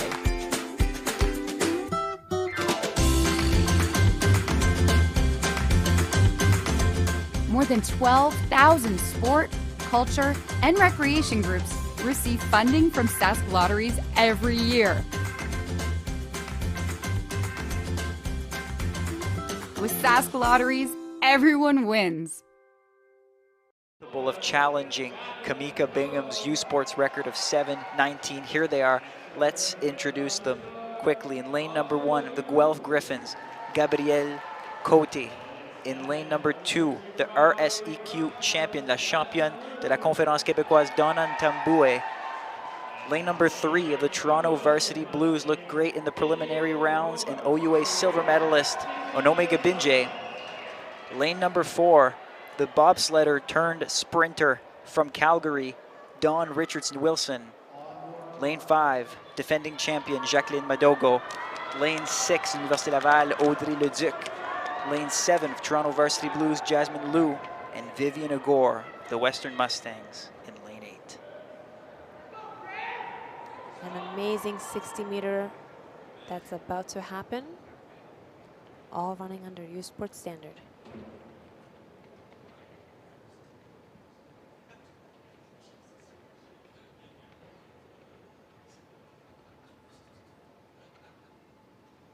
And a good start from Richardson-Wilson. Jacqueline Madogo trying to match her stride.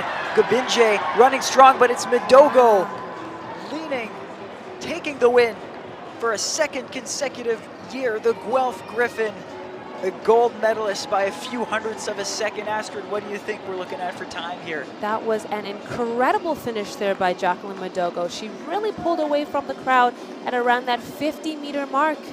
We'll see that replay, but I did see a 7:24 flash across the screen. We'll see if that time will change. And it did. It is a 7:29. That's good to be crowned the U Sport champion in the 60-meter for the second year in a row. Wow. And she celebrates there. Those have to be her parents. With her parents. His dad, her dad looks like he has the hops too. Probably a good sprinter as well. He's jumping up and down. Madogo, 2 straight gold medals. 7:29, that's 1/10 of a second off Kamika Bingham's record. I know it's only 60 meters, but a 1/10 of a second is not that much. 1/10 of a second is, well, in the sprints. If anyone does train for the sprints, they know oh so well that you're fighting for 1/10ths of a second, sometimes hundredths and thousandths of a second. It's not easy to do. But that's Jacqueline Madogo, your second time gold medalist in the 60-meter. An incredible performance by her. Someone on the air or listening, correct me if I'm wrong, but I'm pretty sure Madogo was originally recruited to Guelph to play soccer. Oh, that's very impressive. Typically with the soccer players, they gravitate towards the more endurance events. Yep, she must have been a striker. Ah, yes, so she had the short speed. And now just a few moments away from the men's 60-meter final, a very fast race that's coming up ahead of us. So we have one 60-meter gold medalist. Who's going to follow Madogo into glory? Will it be Ishakari, the favorite, the Olympian, the defending champion?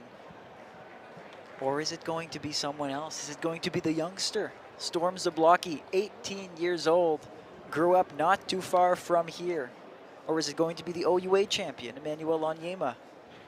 We're not betting. We're not allowed to bet on this, but no. But that's not to discount Jordan Sufi of the Manitoba Bisons. He does execute an excellent start in the 60-meter, which is crucial in a very short race like this. dark horse? I think so. I'm actually going to take Travis Campbell as my dark horse. This is why. He's the second fastest athlete on that start list from Guelph. He's young.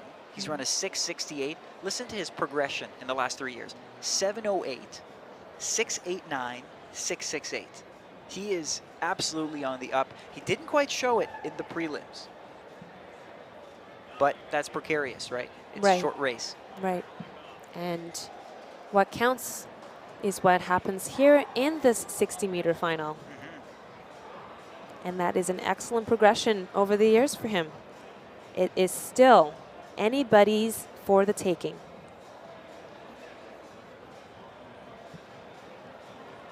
And it looks like at our men's heptathlon high jump,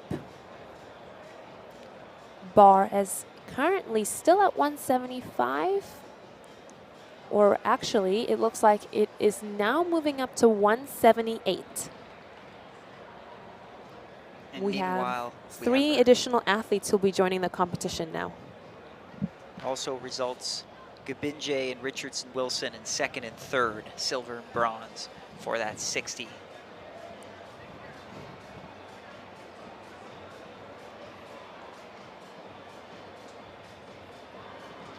That's a good clearance there by Ryan Evans of the Western Mustangs. Evans, 178. the king of making the bar wobble. How many times? It's like he can speak to the bar.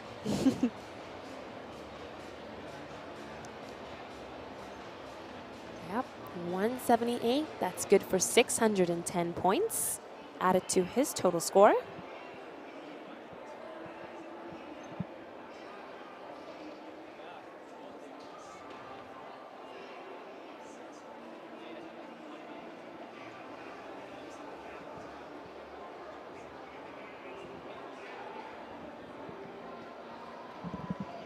Was Caleb Tim from the Guelph Griffins. Misses his first jump, but he will have 2 more attempts at this height.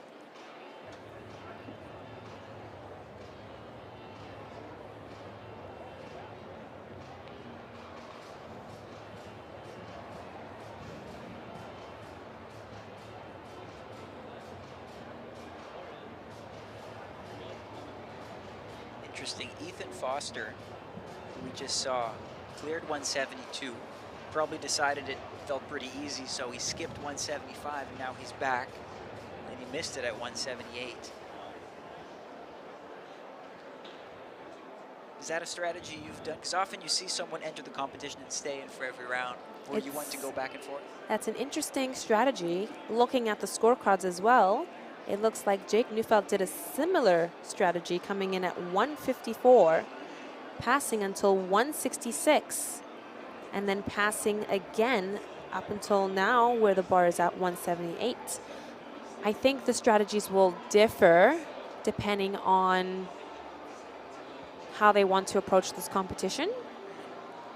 A lot of them probably came in earlier to guarantee a score. And it would be much easier to jump knowing that you at least have a score up on the board.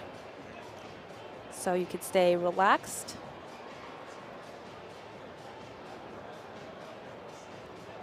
Quinn Cameron. First attempt at 178, missed it. So far was perfect over 172 and 175. Now Logan Fettis jumps, clears easily. We'll see him again at 181, and if you're listening closely, you might have heard a whistle. That indicates the start of the men's 60-meter final. We see our 8 finalists getting into the blocks right now, and again, just like with the women, we have a star-studded lineup here.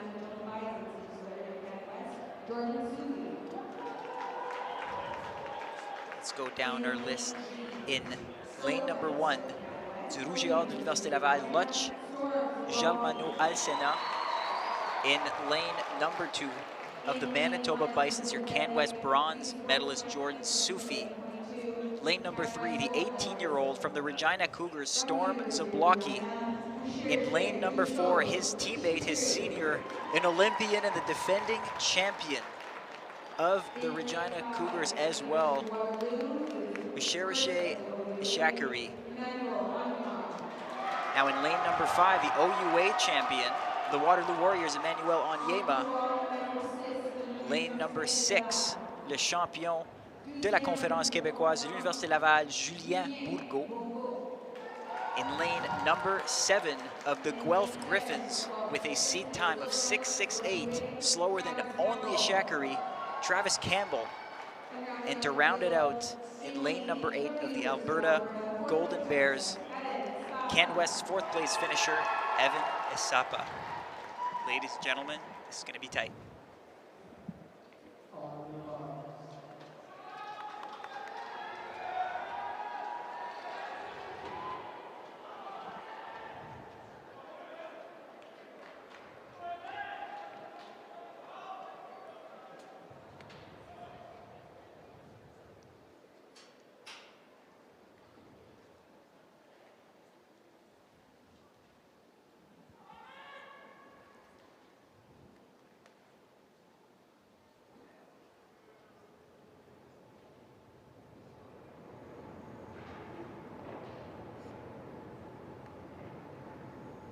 set.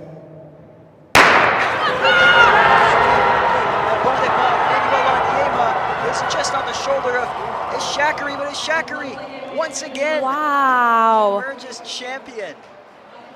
And a time flashing across the screen of 6:55. We'll have to wait to see what the official time is because the U Sport record that's held by Sam Effa is 6:57. Oh, that would be a big dragon to take down. Sam Effa, one of the top sprinters in Canadian history.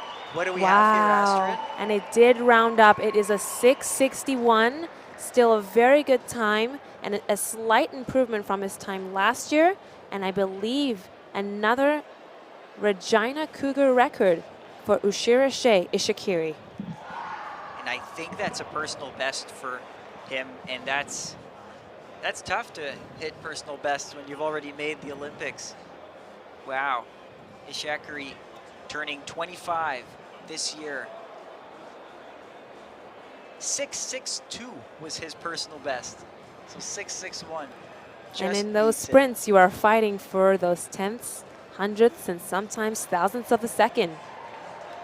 Second and third was hard to call, but we should look out for, oh, there it is, Emmanuel Onyema, the OUA champion, claims silver here for the Waterloo Warriors. And with a good time of 6:67 to claim that silver medal. And it looks like our rookie from Regina, Storm Zablocki, is going to claim the third place finish. With a name like Storm Zablocki, you need to be fast. And he delivered third and first for the Regina Cougars by two athletes ranging in the spectrum of age. Ishakari already having represented his country at the Olympics, and Storm Zablocki barely out of high school, two medalists. An incredible showing by the Regina Cougar sprinters, and that too will be another personal best for Storm Zablocki, 6:71 at a young age of 18. Julien Bourgault de l'Université Laval, le champion québécois, 6,76 en 4e position. So 4 athletes under, well under 680, maybe a few more. Those 60s did not disappoint. No, they did not. And with all those times being run under the U Sport standard, we can likely expect that the U Sport standard for the men's 60 meter will be a little bit more difficult next year. Now, we've seen the 2 60-meter races. What's your favorite highlight of it? Wow, that's a tough one. Can I combine them? No. I can't? Because for me, it's being able to watch Ushira Shea Ishikiri claim his second title, but Jacqueline did the same thing. It's not often that you come to a championship and you see the defending champions come in and claim the gold medal again. I think that their competitors gave them a good run for their money, and a lot of those athletes running well under U Sport standard. We have some really good talent in the sprints here in Canada. I totally agree. Everyone loves an underdog, but really there's something special about someone coming into the competition with tons of pressure and delivering. And maybe it's because I also have a soft spot for Ushira Shea Ishikiri. We did train together in Arizona, so I do know him well. He trains very hard, well-deserved, a new personal best for him, 6:61, and claims the gold medal in the men's 60 meter. That's excellent. I think my soft spot, or perhaps my highlight, I got to give it to Storm Zablocki. These 60-meter races tend to favor the older athletes inside of U Sports, usually 22, 23, 24-year-olds who've had years of competition doing it. You know, completely, fully developed men. Zablocki's 18. He's young. He's got so much room to improve, and already he's hitting 6.74. Terrific. I can't wait to see what's next for this young man. An incredibly talented young man. So much potential for him. We're excited to see what he can produce in the next few years. And those were your 60s. So if you're looking for more track action, hang tight, because the 600s are starting soon. In 5 minutes, we'll see 2 heats of the women's 600, and then at 7:45, 3 heats of the men's 600. Now, we'll have to wait until Sunday for those finals. Today's only the heats, but they'll give us a good overview of the favorites of these races.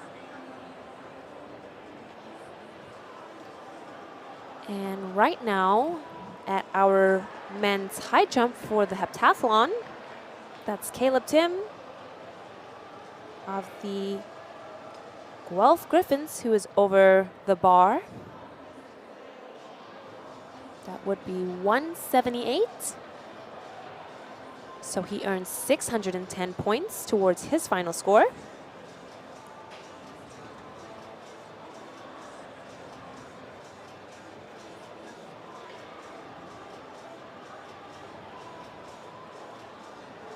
And that there was Ethan Foster of the Trinity Western Spartans. His 3rd miss at 178, so he will bow out of this competition at that height. He passed at 175, and so he will have 560 points that will be added to his final score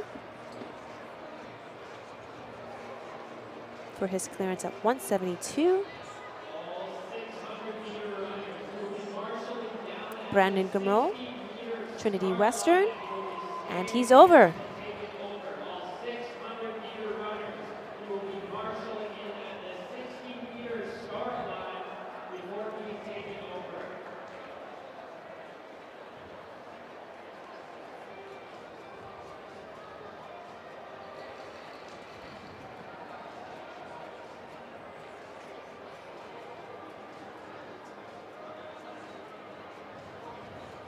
Mason Altrogi, Saskatchewan Huskies' 3rd attempt.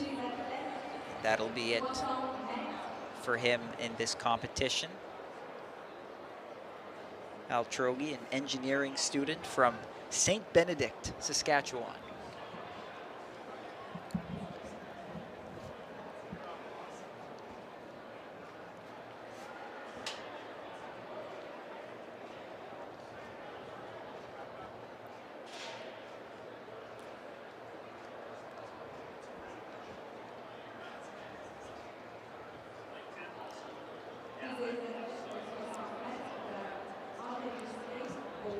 The bar is now moving up to 181 in the men's heptathlon high jump. 10 competitors still remaining. And a reminder that in this heptathlon, there are 13 out of the 15 of these young men who have U Sports Standard, a very competitive field. Noah Domash trying to make sense of all these marks. Everyone has their own. He's found it. Here he goes. Just clipped the bar. Domash looked like he had a limp when doing the long jump, but seems to be in okay form right now, so that's good to see.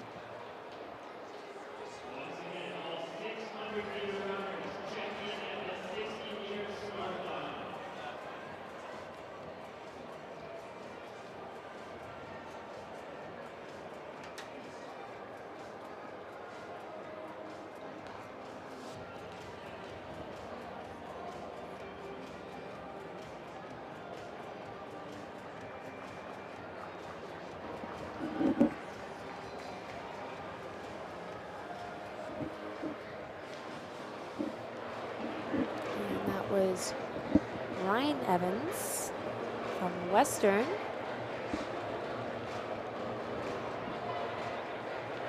Misses at his first attempt at 181.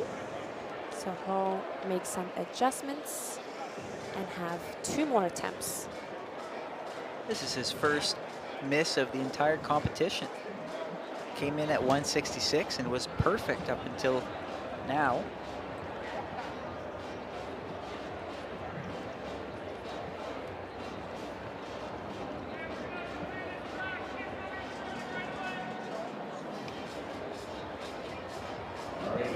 We do have special announcement from all of our sponsors.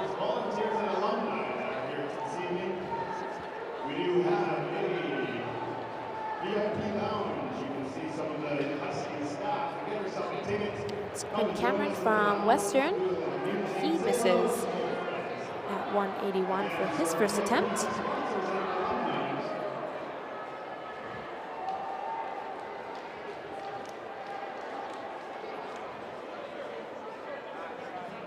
Any minute now, we will see the women 600 meters. It's just about to start. 2 heats of 6 athletes.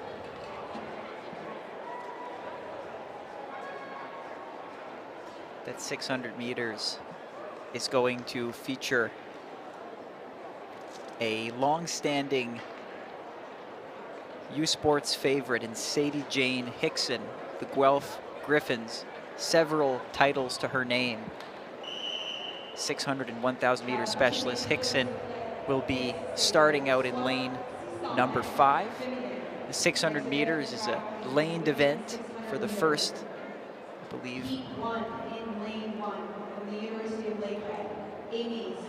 the first 50 meters. In lane 2, Western. See if we can get a little bit more than 50 meters. Here we go. First, say 140 meters, we're estimating by eye here, but almost a first lap in their lanes, and then they get to cut in. But Hickson will start in lane number 5. She'll be flanked by Emma Dagenet of le Rouge et Or de l'Université Laval. Emma Dagenet, the 6e couloir. Favor Okpali of the Western Mustangs, lane number 4.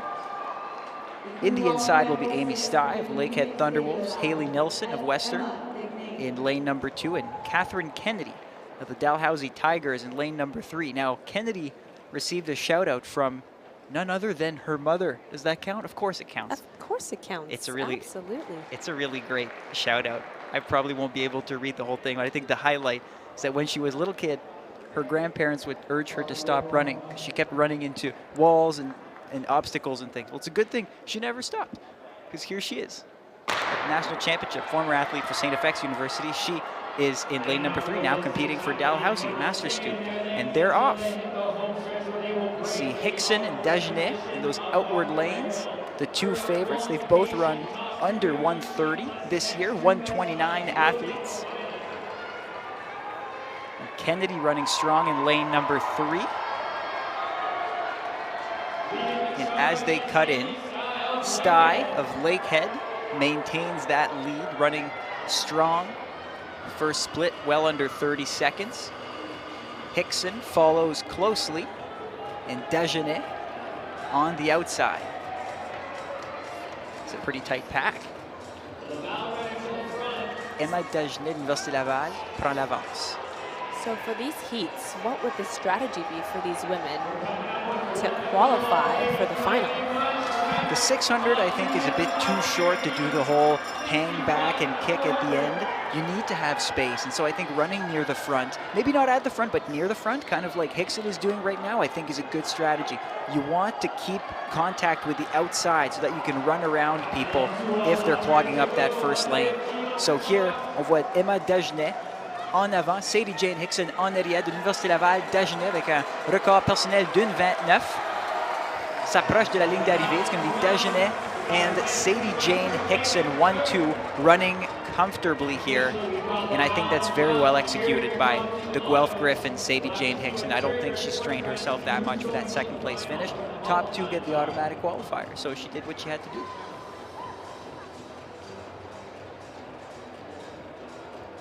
And over at the women's pentathlon, the long jump is now underway on the first round. The women will have 3 jumps, and their best mark will go towards their final score.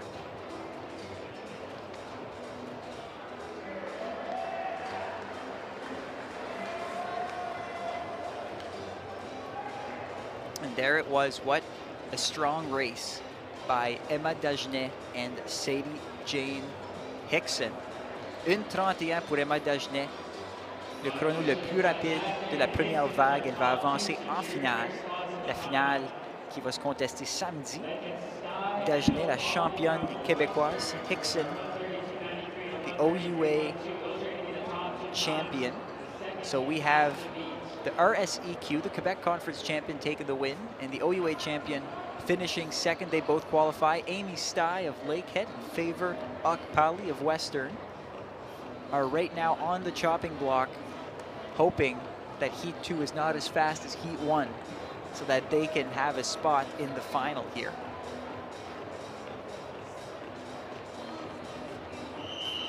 And now we move on to Heat number 2 of 2. We have 6 athletes here. Let's name them. In lane number 1, we have Jade Lenton of the Toronto Varsity Blues. Couloir numéro 2, Camille Boudreau du Rouge et Or de l'Université Laval. Lane number 3, Grace Cook of the Alberta Golden Bears and Pandas. Actually riddles off the tongue after you say it for a few times. Lane 4, Julia Agostinelli of the Guelph Griffins. And lanes 5 and 6 are your 2 favorites of this heat. Both Saskatchewan Huskies and both sub-130 600-meter runners. Kendra Farmer and Avery Pearson, I believe some training partners of yours, Astrid. Yes, I do train with Kendra Farmer. It's an interesting matchup. Kendra Farmer is mainly a long sprinter. Avery Pearson, an 800-meter specialist, 2-time U20 World's competitor.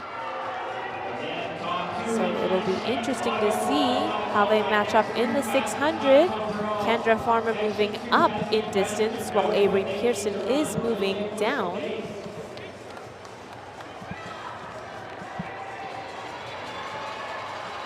And they'll be coming around the bend here where they'll be cutting in.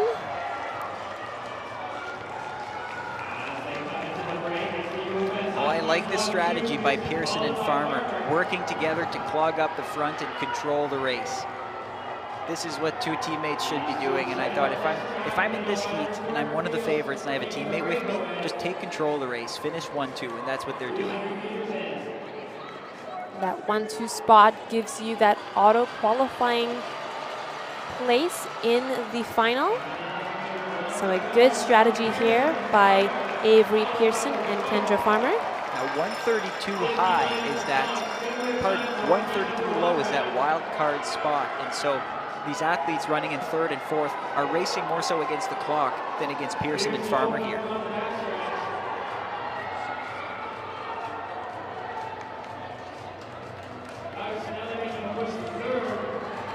As they go around the last bend, I would say Pearson looks a little bit more comfortable than Farmer, who might be overtaken here by our Guelph Griffin, who's charging towards the end. Those top 2 places are very important, but Farmer finds an extra gear for 2nd behind Pearson, and it's 1-2 Sask. For a minute there, I thought Farmer was getting caught. She did look like in that last 100 to 150 meter mark, she might have been a little bit more fatigued, but she was able to hold off that 3rd place finisher in that heat. So 1:33.10 for the winner, Avery Pearson. So that means the 2nd heat was considerably slower than the 1st. So I think that means 3rd and 4th from that 1st heat will be those wildcard qualifiers. So only Farmer and Pearson from heat number 2 will advance. And we're well into the first round in So Amy Sty of Lakehead and Favor Okpali of Western will be your other finalists here. So let's read them again. Nos 6 finalistes: Emma Dagenet de l'Université de Laval, Sadie Jane Hickson, the Guelph Griffins, Amy Sty of the Lakehead Thunderwolves, Avery Pearson of Saskatchewan, Favor Okpali of Western, and Kendra Farmer of Saskatchewan as well will be your 6 finalists. We'll see them back on Saturday. And meanwhile, here we have the women's long jump for the pentathlon that's underway. They are still in the first round. 3 more jumpers. And Lorena Hubach of Dalhousie Tigers jumping 562. And now on the runway, Rebecca Parker of the Guelph Griffins. She'll have her first attempt here. or rather her first jump.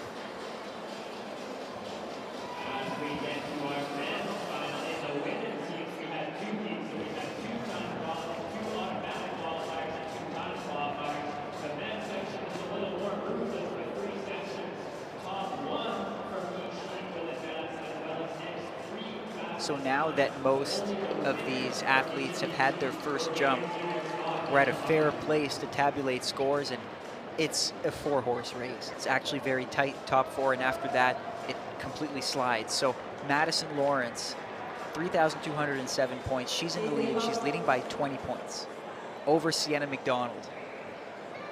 She has 40 points over Lorena Huback, who's in 3rd, and 50 points, it's all in 10th, over Hannah Blair, who's in 4th. So 50 points separating 1st and 4th is going to make for one exciting 800-meter final. Oh, I can't wait. That's a very, very close between 1st and 4th place in the women's pentathlon. And with still so much long jump competition to go, we'll see how that changes. And right now, Holly Harrison of the University of Alberta Pandas with her first jump.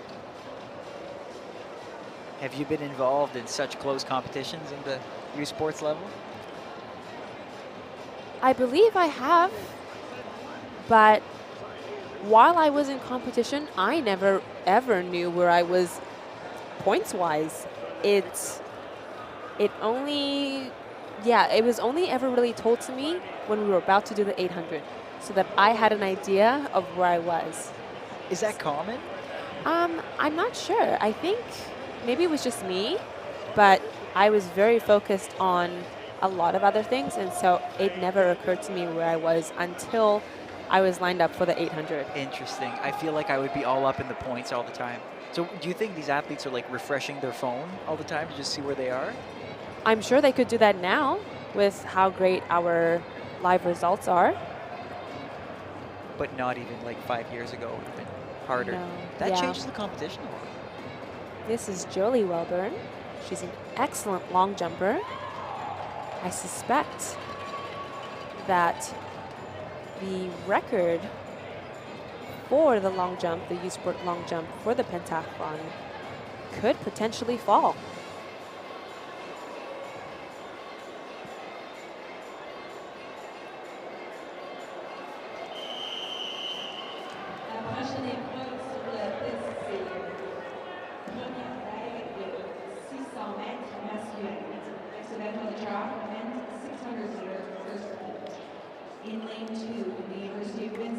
And we are back at the track for the men's 600 meters. The women had 2 heats. The men, they have 3. The first heat has 5 athletes, so a little bit more breathing room, as this is a cutting-in event, just like the women at around 150 meters, let's call it 160 meters. They cut into lane 1, but currently starting all in their lanes. Windsor Lancers in lanes 2 and 3. Will McBride in lane 2 and Ben Tilson in lane 3. Teammates on the inside. Zachary Mamayari des Carabins de Montréal et Yacine Habert aussi des Carabins. Tu as des couloirs 3 et 4, pardon, 4 et 5. So lanes 4 and 5. Also teammates, and Zach James of Dalhousie Tigers rounding out in lane number 6. Ladies and gentlemen, they are off. Habert, the favorite, le favori, provenant de Sherbrooke, maintenant un étudiant en physique à l'Université de Montréal avec un record personnel d'une 17. Il coupe vers l'avant et maintenant croise le 200 mètres en à peine 25 secondes. Habert qui a un contrôle de cette course, suivi de Will McBride de l'Université de Windsor. McBride and James chasing the favorite, Yacine Habert.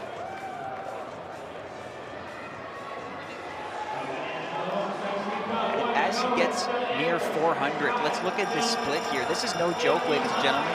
Just over 51, 51 secondes pour Habert. Continue d'accélérer alors qu'il attend la marque des 500 mètres. Nous avons maintenant son coéquipier, Zachary Mamayari de l'Université de Montréal, qui le suit rapide à ses trousses. Will McBride en 3e position. Mais nous allons avoir les deux athlètes des Carabins en 1re et 2e position. Yacine Habert avec un record personnel cette année d'une 17. Ce sera une 19 pour lui aujourd'hui, suivi de Mamayari. Will McBride in 3rd place, University of Windsor. You might recognize the name McBride. I do, but Brandon McBride. Oh, they are related. I was wondering whether there was a relation there. So, Canadian 800-meter record holder Brandon McBride. I had to stop and think about that because he and Marco Arop are so close in time. I was thinking, who still has that record? And it is Brandon McBride, but one of Canada's top 2 800-meter runners, the fastest in history. His younger brother, Will McBride, competing for Windsor. They are from the Windsor area, the McBride, so he's competing locally. He'll be 3rd in this heat. But Yacine Habert taking the win in the auto qualifying mark. I believe in the 600s, the winner only of each heat moves forward, and then the next 3 wildcards go. So, Zachary Mamayari, sous les 1:20 par un centième de seconde, Yacine Habert va avancer en finale. Will McBride and Ben Tilson, 3rd and 4th. They're currently on the chopping block. Zach James will not advance. 2 of 3 of the men's 600 meters. In lane 3 from Dalhousie, the OUS Rookie of the Year, Dylan Popejoy. Lane 4 from the University of Guelph, OUA gold medalist, Alonzo Ryan. Lane 5 from Manitoba Bisons, CanWest gold medalist, Tristan Allen. And rounding out the field in lane 6, from the University de Trois-Rivières, Laurent Olivier Dumont.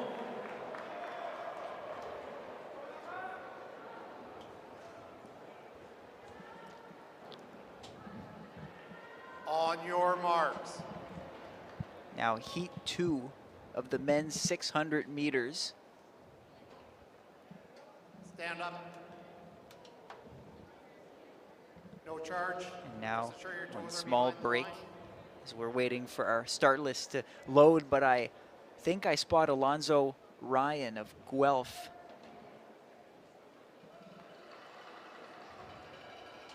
On your marks.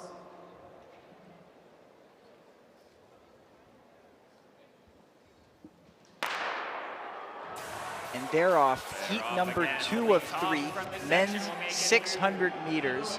We have our athlete from Guelph here. That is Alonzo Ryan, moving very well in lane number 4. Now here's a fun fact about Ryan. He's trying to defend his, not his title, but his father's title from 35 years ago. His father competing for U of T. Oh. Yikes. You'd never like to see that. That's catastrophic. And Alonzo Ryan hitting the track with his competitor, and now this 4-person heat has effectively become a 2-person heat.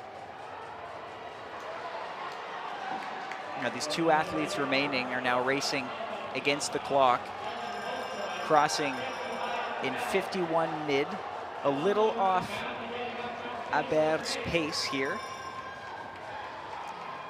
Our leader rounds the track, chased by Dalhousie athlete. And the teammates are still cheering, but it's a somber feeling inside that track when something like that happens. And this is our winner, who will automatically qualify to the final. And good race on their part, you know. Sometimes you need to run and you can't look back, and Alonzo Ryan still makes the effort to finish the race, but obviously frustrated. And finally, our 4th athlete here. Now, not sure if we're going to see a replay. Sometimes no one's at fault. It's just 4 people running really fast in the inside lane of a track is difficult to maintain. So our 2 favorites there in the men's 600, Alonzo Ryan and Tristan Allen, went down. So they do not get that automatic qualifying spot in the final. Il semble que le vainqueur aura été Laurent-Olivier Dumont, des Patriotes de Trois-Rivières.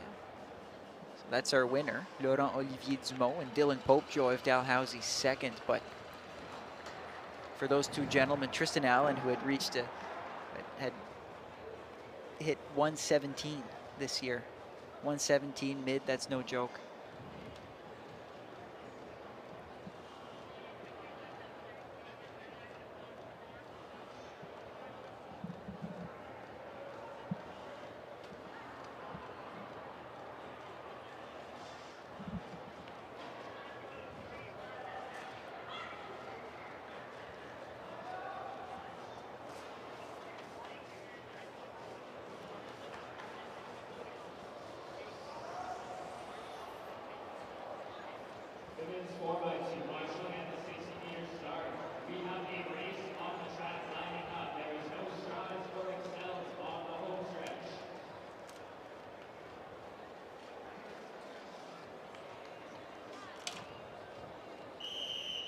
So as it stands, we don't have results yet from the second heat. Sometimes it happens if they're investigating a disqualification. I'm not saying that's happened, we don't know, but because of the fall, that is possible. So for now, we'll focus on that third heat.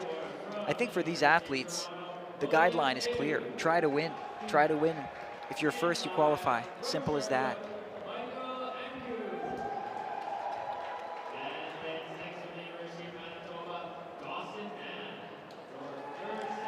So here we are with heat 3 of 3. We have 4 athletes here. In lane number 3 of Regina, Adam Maitofer. Lane number 4 of Toronto Varsity Blues, Moses Aidou. Couloir numéro 5 du Varial de Sherbrooke, Michael Ancu. Lane number 6, Manitoba Bisons, Dawson Mann. We are off. All these athletes have run faster than 119 this year. In fact, we can say that about the entire field. Pardon. The entire field has run under 120. Here they are. Moses Aidou moving well out of that 4th lane, trying to maintain that inside, but Dawson Mann challenging him. Aidou not giving him the inside, accelerating after that initial 200-meter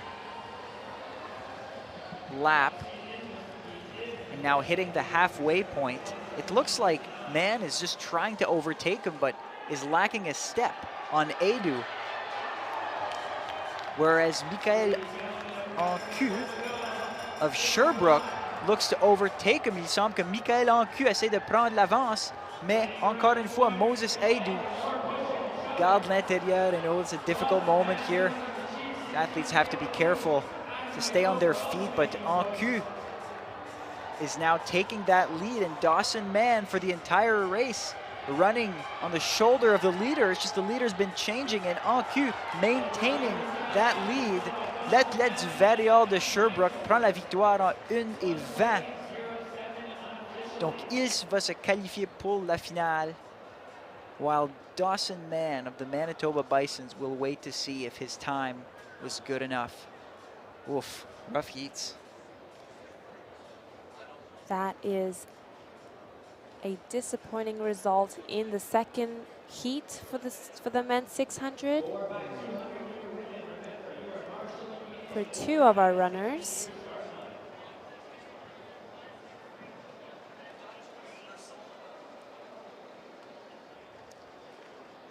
Now we have some watchers who are very involved and who've lived this very race. I just received a text from a certain Corey Belmore, who's run many 600-meter races, heats and finals, and he says, I feel bad for Ryan, for Alonzo Ryan.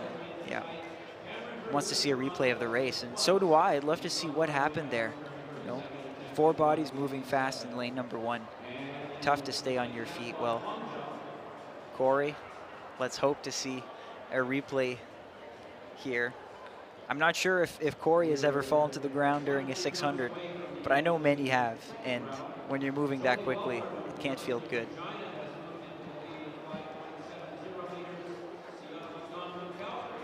And currently right now at the women's pentathlon, at their 4th event, a long jump, Your leader is Jolie Welburn of the Regina Cougars. Her best is 570, followed closely by Sienna McDonald, 565. And 1 centimeter behind her, Hannah Blair of the Waterloo Warriors, 564 is her mark. On the runway right now, Rebecca Parker of the Guelph Griffins.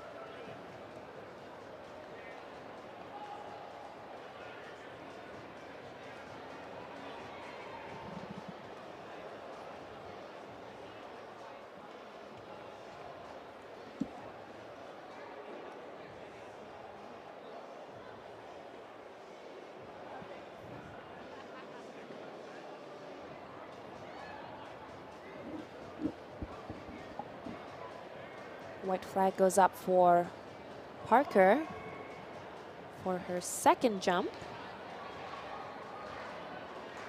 She's the OUA silver medalist in this event.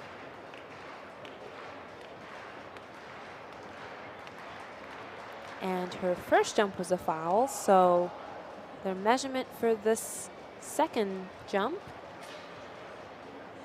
528, will go towards her final score. That's good for 637 points. And on the runway right now, this is Holly Harrison of the Alberta Pandas.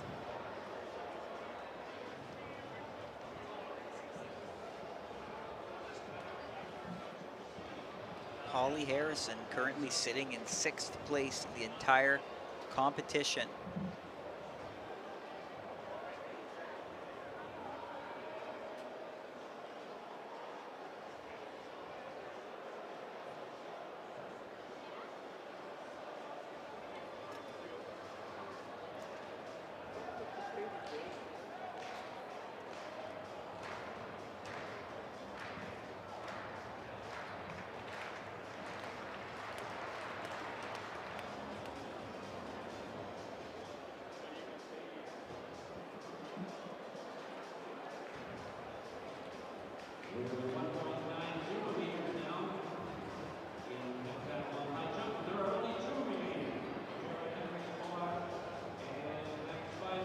This is Jolie Welburn of the Regina Cougars on the runway right now. Second ranked long jumper with a mark of 616.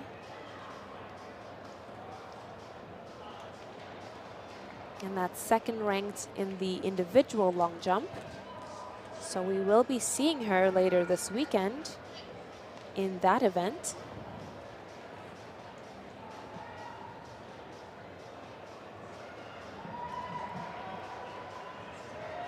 So Astrid, you might be better off doing this than me, but I just did some very hack mathematics to try to see how much space Madison Lawrence might have in the 800 and how much of a loss she can afford. I think right now they just replayed the 600 fall. It happened so fast. It did happen very fast. Even on the replay. Tristan, ouch, disappointed in the result.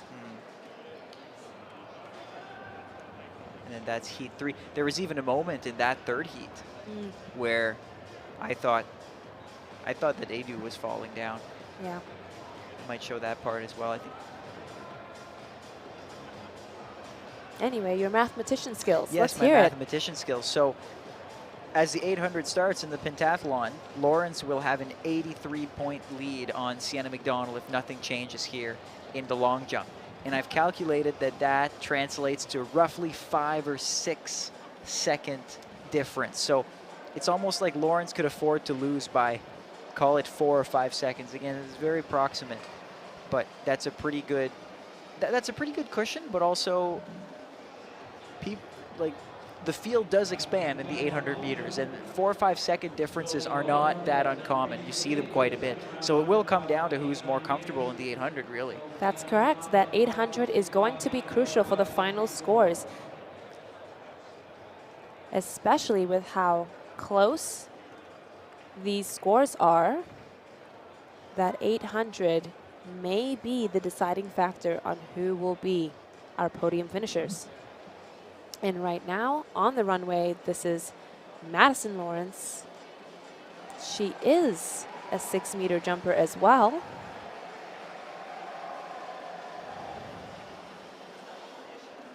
So with a little bit of World Athletics searching, here's the deal. Madison Lawrence has a 2:15 personal best in the 800, whereas Sienna McDonald's best, 2:23. I'm willing to say this is absolutely Madison Lawrence's competition to lose. I think you may be correct on that. Madison has shown up to these championships. She's in excellent form. She has put on an incredible showing here at these championships. She's also put on a pair of sunglasses. I wonder if she has a sensitivity to the lights in the field house. So last year at the Canadian Track and Field Championships, she wore sunglasses for the whole thing. Not that unusual because it was outdoors, but she was one of the only athletes to wear sunglasses. So I don't know, maybe it's a focus thing. And it looks like we do have some relays that are going to be underway right now. 4x200s coming up. Yes, these will be the heats to qualify for the final in the 4x200 that will be taking place later this weekend.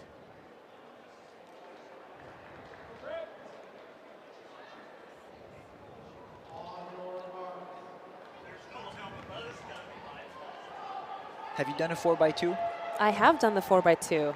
That was the relay that I always competed in while I was a Husky. I did really like the 4x2. It's a fast race.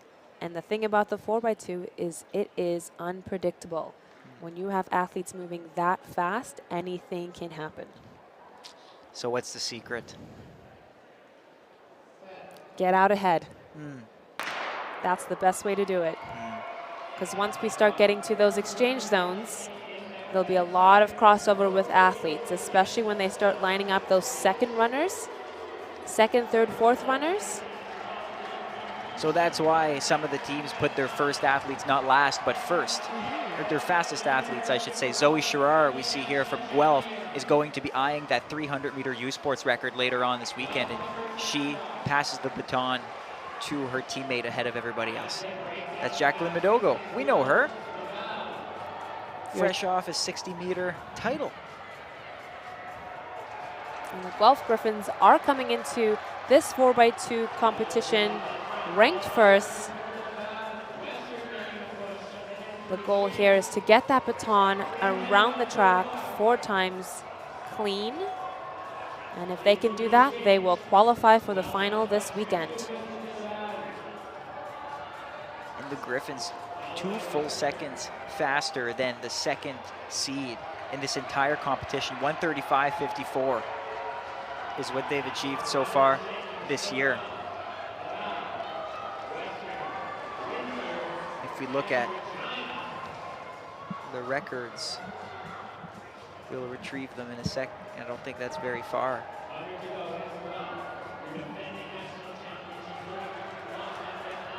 Here's Vaughn Davis, the Guelph Griffins rounding that last bend. Comfortable victory. Second, en deuxième position, l'Université Laval. 1-2, and I believe in this case as well, the top team of each heat moves on automatically. So in this case, the Griffins, and then after that, the 3 wild cards. So I would say that Laval is likely safe, given that strong run.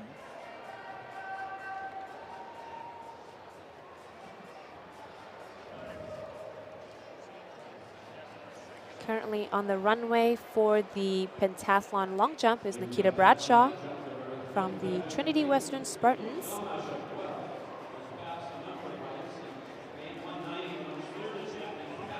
Best mark right now is 3:58. And she just did her final jump of this competition.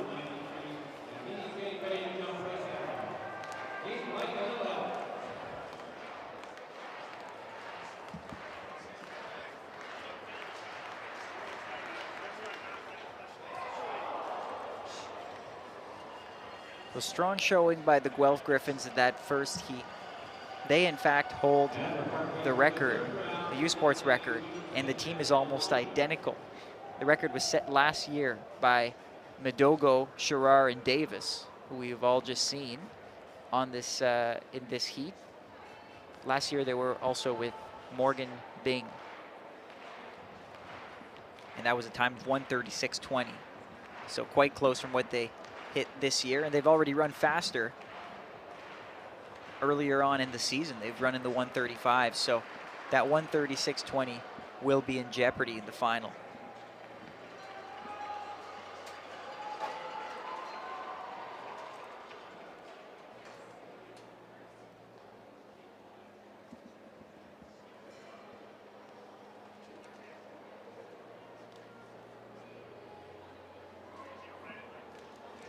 Next up, we'll have heat number 2. Again, 5 teams. In this case, Saskatchewan, the favorites, 1:37.21 is their seed time. Look at lane number 2, we'll have the New Brunswick Reds. Lane 3, the Manitoba Bisons. Lane 4, the McGill Martlets. So that's another school, the Redbirds and the Martlets. Okay, they have 2 different names, McGill. There's another one, just like Alberta. Saskatchewan Huskies, lane number 5, and the Golden Bears and Pandas, lane 6.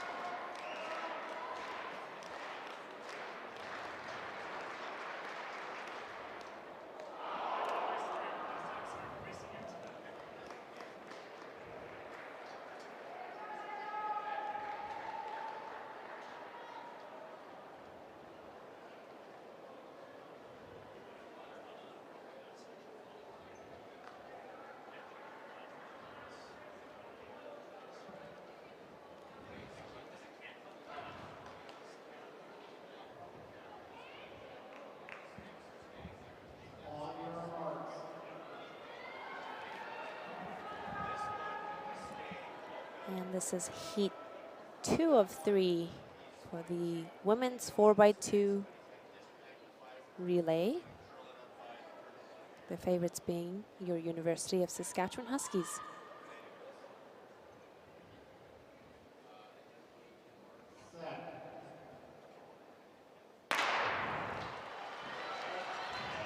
And they're off here. Alberta moving well in that outside lane, so is Saskatchewan, trailing from close. I think that's Katarina Kleitz of the University of Alberta, originally from South Africa, one of the top sprinters in the league. They passed the baton at roughly the same time. Alberta, Saskatchewan, oof. Rough fall here.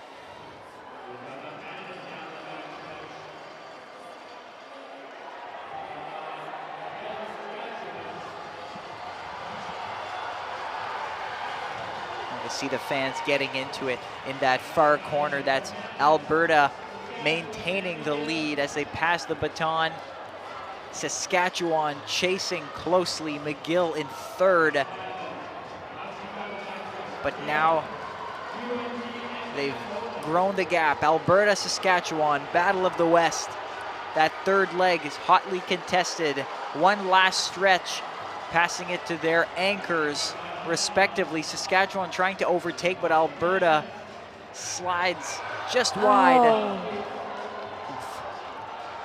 A bad baton pass over between the 3rd and 4th leg for Saskatchewan.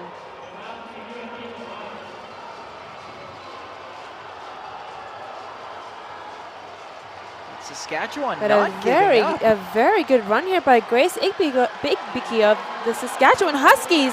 And she's going to come through to take the automatic qualifying spot. A phenomenal final leg by Grace Igbiki from the Saskatchewan Huskies, coming through for that automatic qualifying spot. Wow. The time unofficially is a 1:42.14. But I'd want to split on that last 200. Wow, and that was a phenomenal run. And this is important too, because only the top team qualifies.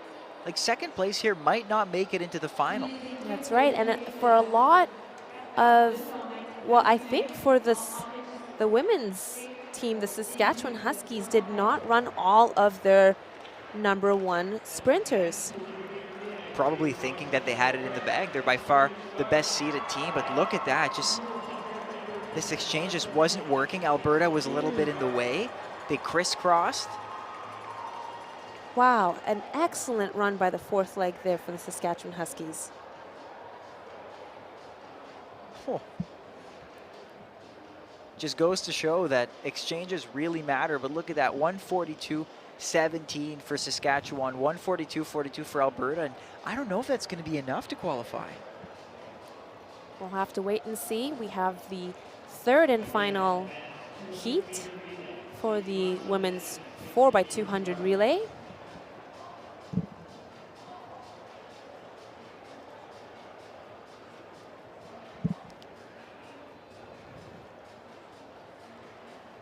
Here's the thing right now, the two wild cards are, the three wild cards are Laval, Western, and Alberta.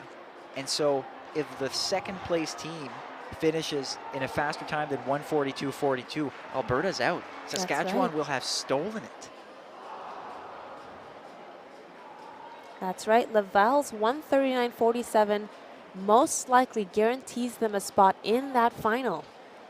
So we'll have to wait and see what happens in this third and final heat for the women's 4x200 relay.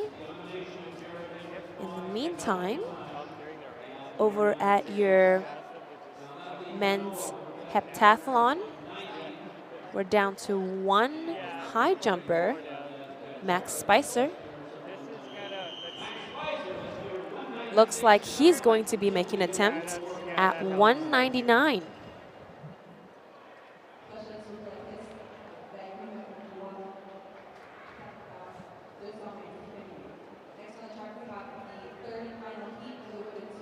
Holly Harrison of the Alberta Pandas fouls her third and final jump. So she will have 5:11. Her mark of 5:11 go towards her final score. She earns 589 points. And then this is Jolie Welburn from the Regina Cougars. This will be her third and final jump.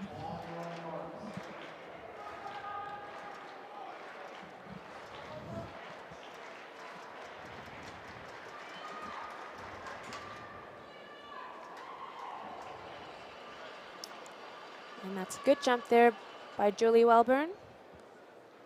White flag goes up. They will measure it.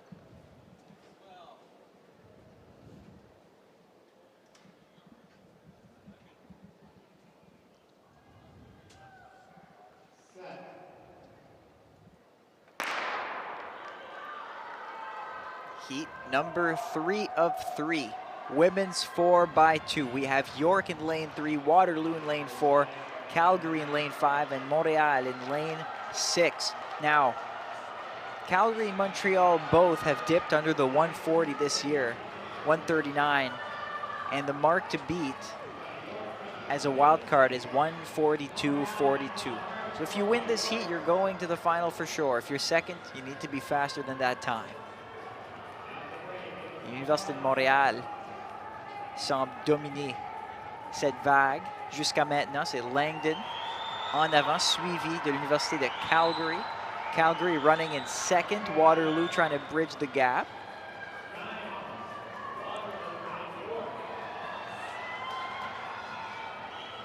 Was that Hannah Blair of Waterloo? It was. Taking a break from the pentathlon to just rip at 200 meters. I'll come back to the track and do an 800 later. That's right. She would have just finished the women's long jump competition. Wow. And will be transitioning over to run that 800. That's at least worth like 50 points. If only it worked that way. Yeah, that'll be tough to double back the 800.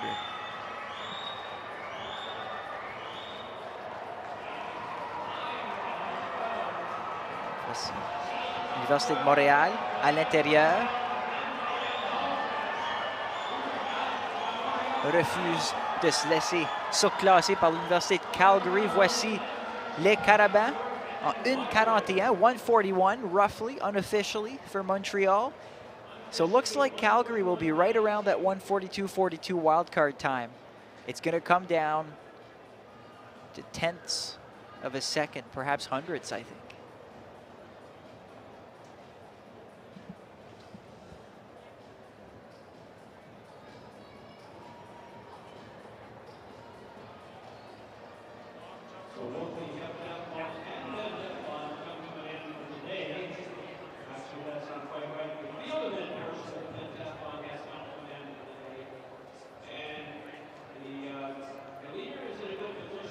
So 1:41.93. Oh, Astrid. It is going to come down to the tenths of a second for that wild card spot for the final. I think Calgary's got it. I think they did. 1:42.35. Is that right? That's what we're seeing on that far board. If that's the case, kudos to old Saskatchewan for sliding into that final, getting out of that wild card spot. So the official result is not up yet, but I think you may be correct on that.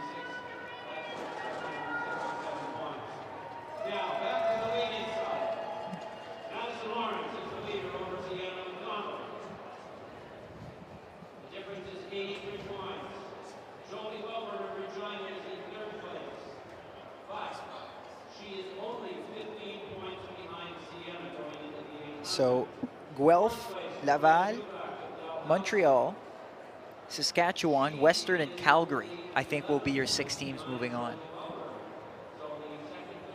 What a tight finish. Between even 5th and 7th, you have 600ths of a second. Western, Calgary, and Alberta. Wow.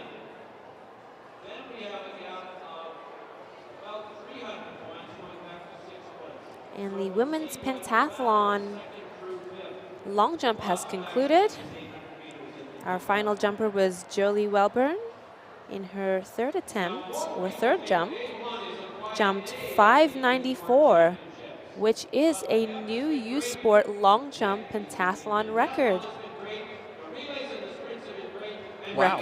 Record held by none other than me. You had the long jump record as well, and it's gotten beaten. How do you feel? It makes me very happy to see a record go down. Does it? It does, Are you because sure? it sure does. I think it is encouraging to see athletes doing well. It's always good for me to see the sport progressing. Jolie Welburn is a phenomenal long jumper. We will be seeing her later this weekend competing in the individual long jump. She has an excellent jump of 6:16 coming into the long jump competition this weekend. So yeah, I don't know. I've never been one to be sour about that. That's Astrid Niame, total class act. Behind the scenes, just threw her water bottle at the wall.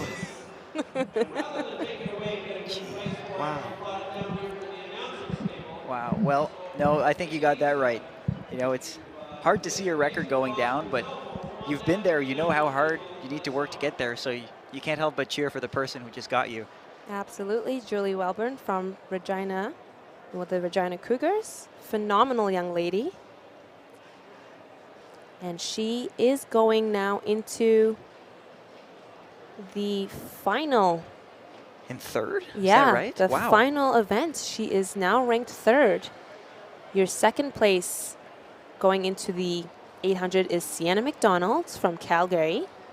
And right now in that #1 spot, Madison Lawrence, she's in the lead now. Going into the 800, we will see that 800 coming up now. It will be the final event to conclude the pentathlon. And just before then, the men's 4x2, same deal, 3 heats. Top team from each heat moves on. Wow, the next best 3 also qualify.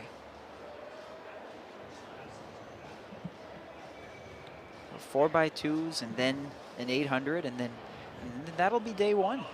That's right. I always think of these meets as 2.5 days.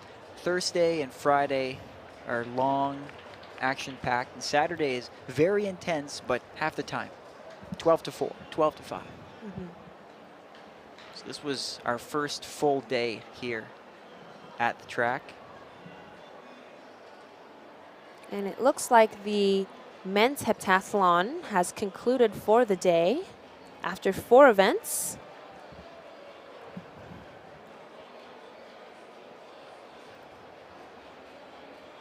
It looks like your leader is going to be Jared Hendricks of the Western Mustangs. He has a score right now, 3,015. Followed closely by Cameron Bruce from Toronto, 2,825 points. Third place, Max Spicer of the Manitoba Bisons, 2,796 points. And then the CanWest gold medalist, Brandon Grameau from Trinity, 2,756 points.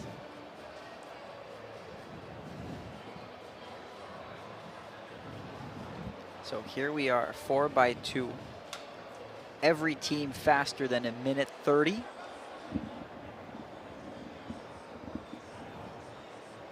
Put that in perspective, that's 22.5, 22.5 seconds times 4.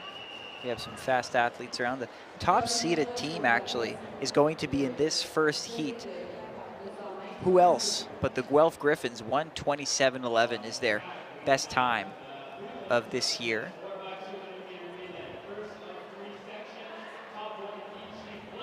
We'll keep an eye out for that record.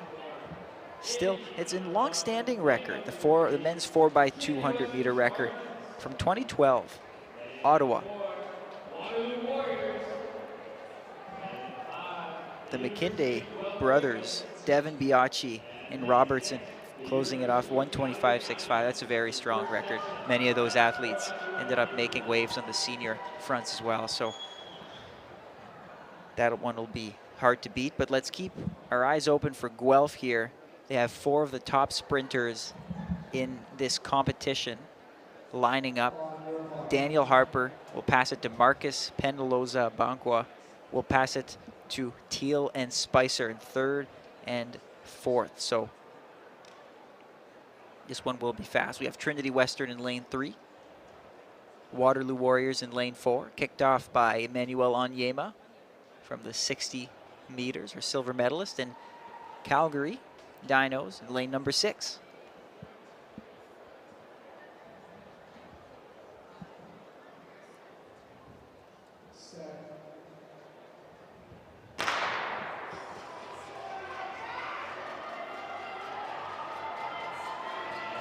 This is your men's 4x200 relay. Top qualifier will move to the final. And then your next 3 fastest times. Daniel Harper of Guelph moved very well there. Oh. Drop baton there.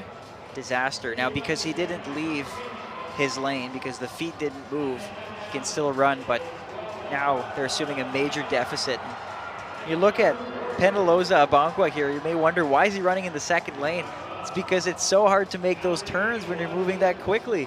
So anybody who's ran here at the Saskatoon Fieldhouse, the corners are a little bit tighter, so that some of those runners will have to go out into lane 2, sometimes even lane 3, to be able to run a clean bend. A lot of G-force going on here. Guelph maintaining that lead, finally passing it to Spicer, the anchor, with Calgary following.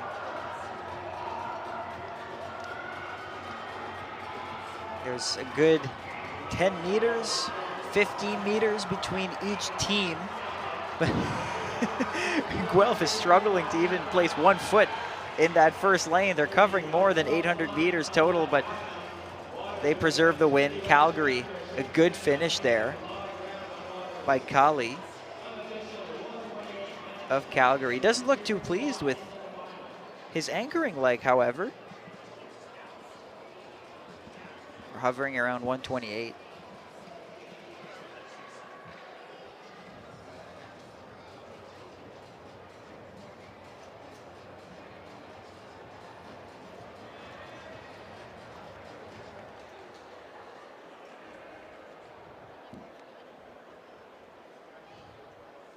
Now I wonder how Zablocki and Ishekari are going to deal with those tight turns. So I have seen the two of them run the 4x2 relay at this facility.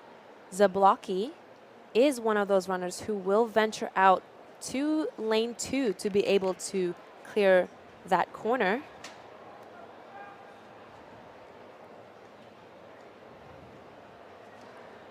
But the track here at the Saskatoon Fieldhouse, long straight, very tight corner.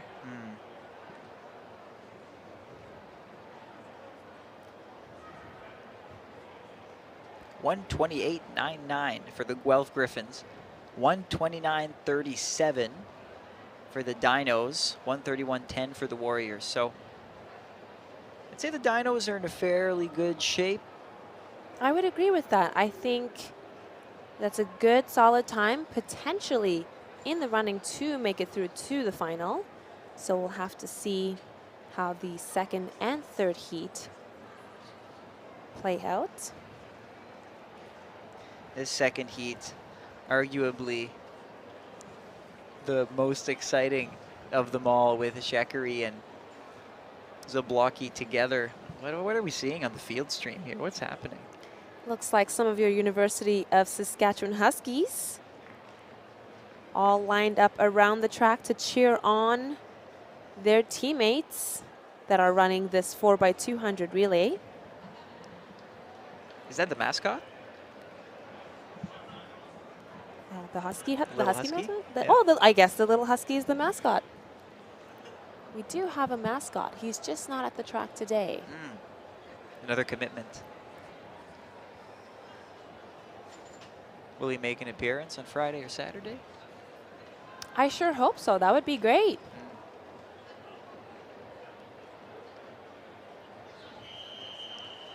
And that's the whistle. This will be heat 2 of the men's 4x200 relay. In heat 2 of the men's 4x200 relay, in lane 3, your Saskatchewan Huskies. And a cheer and even a dance up here in the booth for the Huskies in lane number 3. There's a lot of pride in this field house. There are a lot of fans who've come. The track and field pride is strong in Saskatoon. Love to see it. They have their full corner. See, in Windsor, we call that corner Lancer Corner. I guess we're biased. Here, it's Husky Corner. This is the home of the University of Saskatchewan Huskies. They'll be running out of lane 3. Huskies will have a tough heat, however. Rougeard de Laval au couloir numéro 4. Débuté par Bourgault, le champion du Québec. Regina Cougars in lane number 5. Ishekari to Zablocki, that is a fiery 1-2. And then Western in lane number 6. And they'll be kicking off with the gold medalist in the 60 meter. And the runners are asked to stand up. They'll reset. I think it was our Husky who got a little antsy, moved a little bit, but it's hard to anticipate. You can't anticipate it.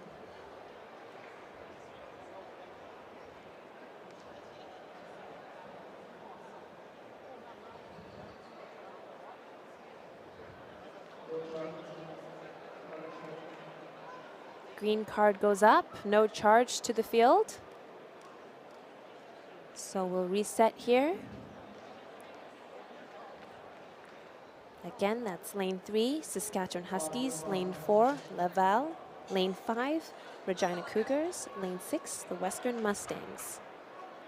Top finisher will automatically qualify for the final.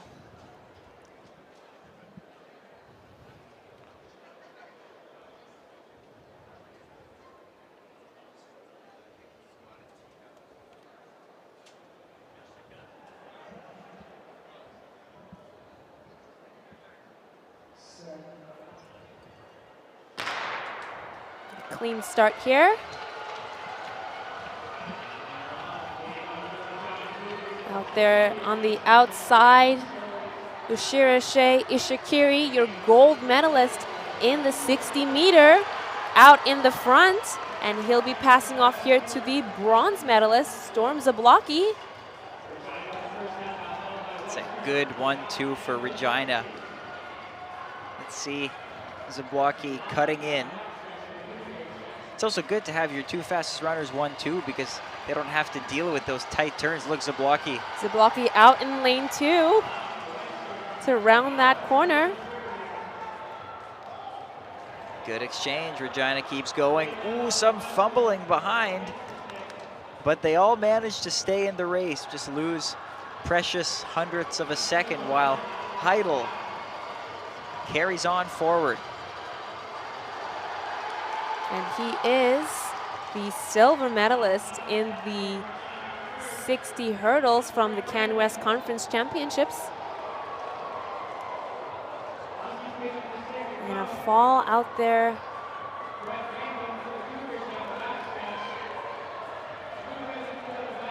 But it will be the Regina Cougars finishing first in this heat, guaranteeing their spot in the final. Yeah, and that's a just around 129 low, maybe. Solid run, second and third, no slouches either.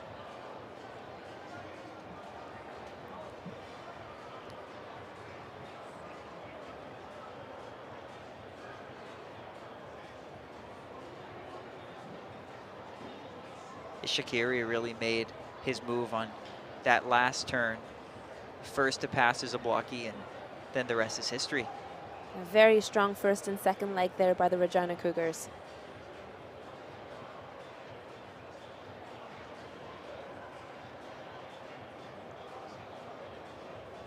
You know, when I asked you your advice for 4x2, you said go to the front. And what I thought was like, that makes sense because you don't want to have to go around someone while you're running. But it's also the exchanges, right? If you're second or third into the exchange zone, it's pandemonium in there. Yes, the exchange zones is usually where the trouble arises, especially when you have different runners coming up and they line the runners a certain way to hand off. If a runner passes somebody in the front stretch, that could cause some mayhem when handing off the baton.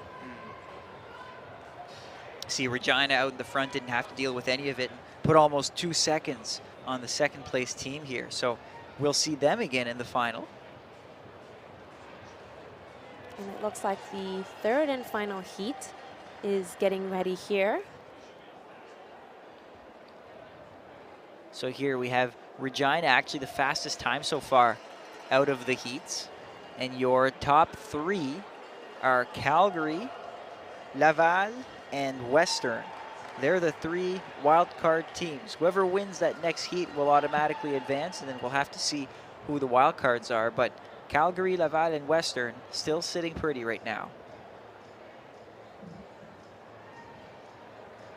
There are a few fast teams coming up, though. Alberta Golden Bears, 127.57 so far this year.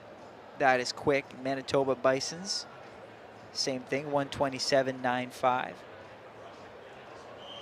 But you got to think all these teams might not have their top 4 athletes racing too. That's right. We have to consider a lot of these athletes are going to be competing in many other events. So a lot of these relay teams are actually comprised of another 5 to 6 athletes, even though only 4 of them run.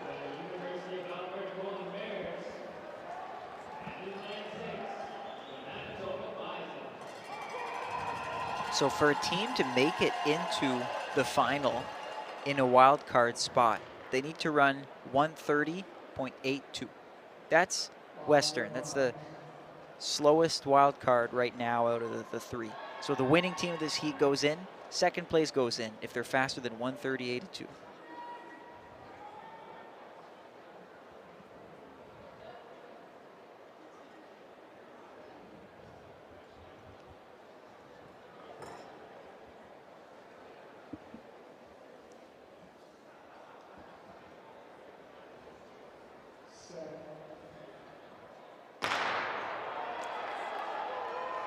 And they're off. Heat 3 of 3, men's 4x2.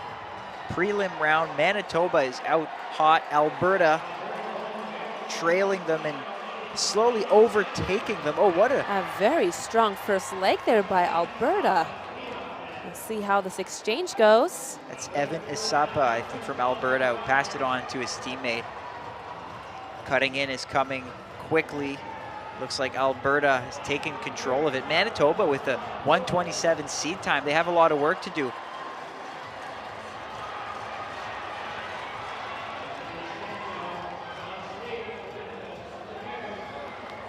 Clean exchange over there again by the Alberta Golden Bears.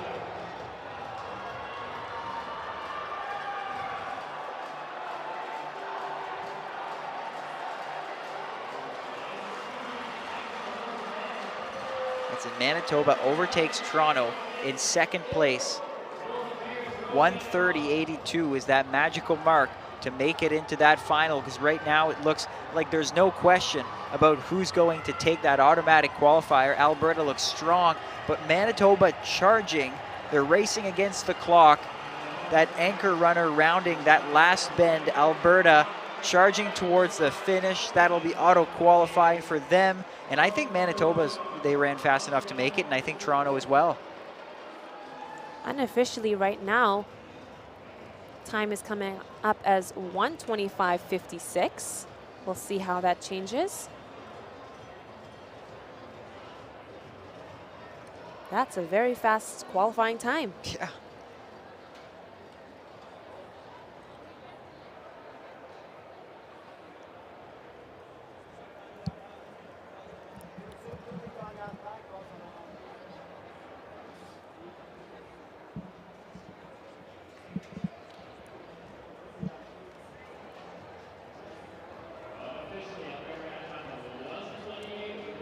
Time has changed quite a bit. The Alberta Golden Bears qualifying in a time of 1:28.10. We'll have to see the time for the remaining 3 teams. Manitoba running a 1:29.37. That's good. They made it. And so does Toronto. 1:30.28, and so they're displacing, this heat displaced 2 teams. So Laval is out, and so is Western. So Alberta, Regina, Guelph, Calgary, Manitoba, and Toronto. Those will be your 6 finalists. Wow. 4 Western teams, 2 Ontario teams. That'll make for a good final. That'll be this weekend. When are we? 2:15 on Saturday. 2:15 on Saturday. For the women, then the men 2:25. So this Saturday in the afternoon, both the women and men's 4x200 final. And we'll be breaking now for a short break. Stay tuned.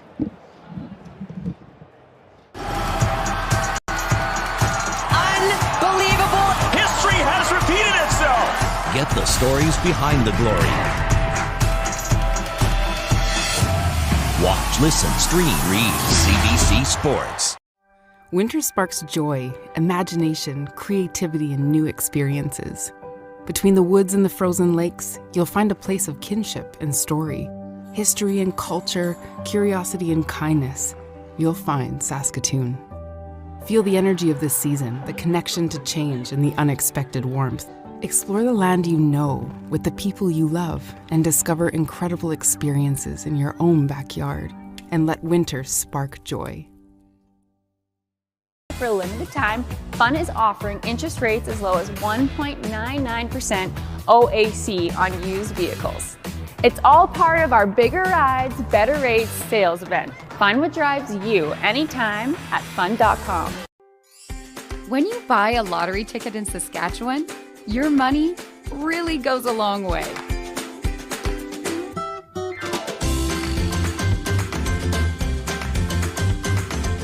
More than 12,000 sport, culture, and recreation groups receive funding from Sask Lotteries every year.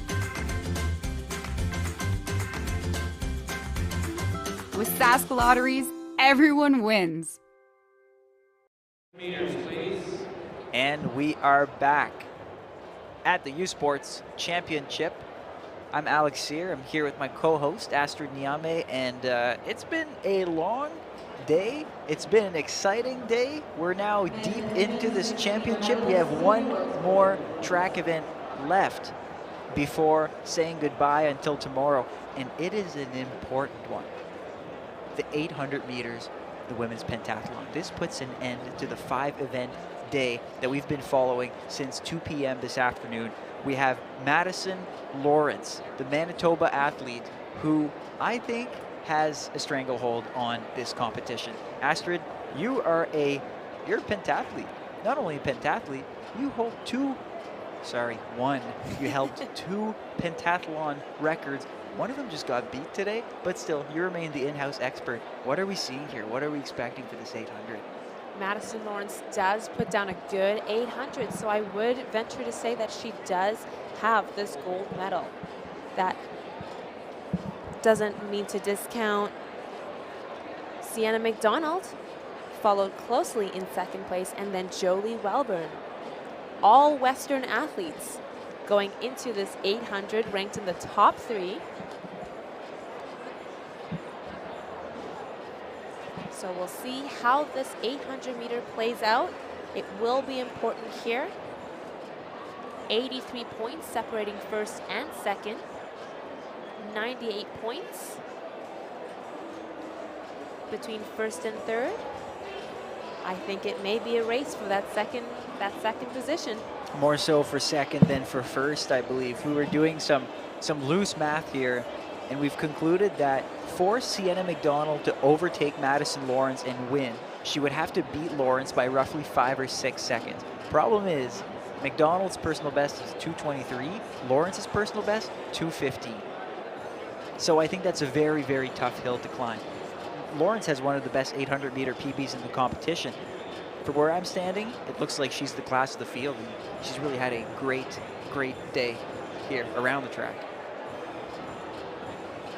An incredible showing this weekend by Madison Lawrence. Her and her broken toe. Yeah, that's wild. Broke a toe, you said, earlier this year? Yeah, I think the message I received said that potentially at the Golden Bear meet, that would have been mid-January? Mid-January. So you got to factor in the missed training, the discomfort, and what was her routine to get rid of the pain? Advil and painkillers? No?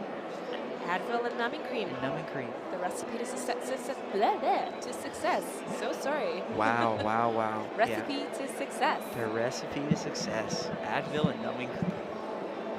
Well. So we should see our pentathletes lining up soon for the 800, their favorite event. And if Lawrence is that much in the lead, she owes it to her high jump today, which was phenomenal. She came into the competition with a personal best of 178, and she high jumps as well. Like, she's a high jumper. She was the field athlete of the meet in Can West. She does the individual high jump, and you know this better than anyone. It's probably hard to get a personal best while competing in a pentathlon, right? You have to take into account that these women are competing in 5 events over 6 to 7 hours. That's not an easy thing to do. And so for Madison to come in, jump a personal best in high jump is incredible. And right now it looks like they do have our pentathletes lined up on the track. They're about to do the 800 meter, the final event to conclude this pentathlon. All 13 athletes have made it to the final event. Grueling day. It's a large field. The men, even bigger field, 15 of them. 13 women, 15 men. It's a big year for the Maltese. And we'll keep an eye on Madison Lawrence, who doesn't look too stressed. She's 5th from the right, was turning left, talking to her competitor, McDonald. They were joking about something. They're clearly not distressed about the fact that they're about to race one of the toughest, probably the toughest event in pentathlon, the 800. What's your strategy for this one when you get into the 8s? My strategy was always to hold on for dear life. It was not my favorite event, but right now at these championships, the 800 is very important. Potentially will determine our 2nd and 3rd place.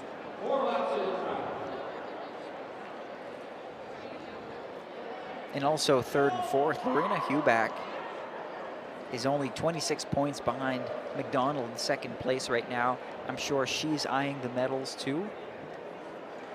It's going to be tight. Hannah Blair, last year's runner-up, the OUA champion, is in 5th. She'll need a big run to overtake any of these women. So between 2nd and even 5th, I say it's going to be tight. Whereas Lawrence, all she has to do is stay on her feet, run a solid race, and gold medal is hers.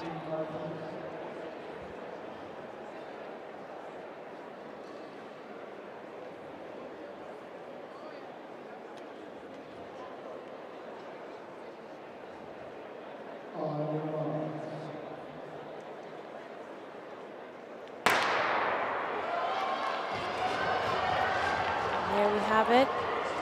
The women are off. And this is the 5th and final event for the women's pentathlon, the 800 meter. Oh, I love this. Hannah Blair knows exactly what she's doing. She is the OUA champion, 2nd place last year. She sits in 5th, which to her is likely underwhelming. So she says, I don't care if this hurts, I'm gonna go for it. She splits the first 230 seconds. And who follows her? Madison Lawrence. Love that too, because Lawrence, she doesn't have to run any faster than a 220 likely to take the win. But she's saying, screw it, I'm going for a personal best, let's go. 47 split across the 300 mark. When they get to 400, this will be telling. They'll already be at the halfway point. Lawrence, Blair, and Wellburn, 1, 2, 3. A courageous effort by Blair going out that hard in the final event here in the women's pentathlon. And what about Lawrence? Like a 64 split. They're going to slow down. That's inevitable. They're tired. The 800, that's the nature of the event. Your 400, your first 400 is usually faster than your second one. Great start from these women, and Hannah Blair not letting her go. The thing is, I don't see Sienna McDonald I see her, she's there. Lorena Huback quite a way behind. So we might see some jumbling between 2nd and 5th. And this is the bell lap going around here. Madison Lawrence in the lead, not far behind her. Hannah Blair. Jolie Wellburn making a move here on the backstretch. Oh, looking very strong. Here goes Jolie Wellburn. Just broke the long jump record inside the pentathlon, Astrid's record, just as of a few minutes ago. What an end to the competition for the Regina athlete. A phenomenal effort here by Jolie Wellburn. An excellent run here for her. 2:17.41 unofficially. The remaining runners crossing the finish line now. And so there you have it, Madison Lawrence. Very comfortable win there. I think she might have slipped under 220, which is a terrific run. Hannah Blair, tons of guts. Threw down, I think, 63 or 64 that first lap, and then gave it everything she had. That's a great approach. Look at that.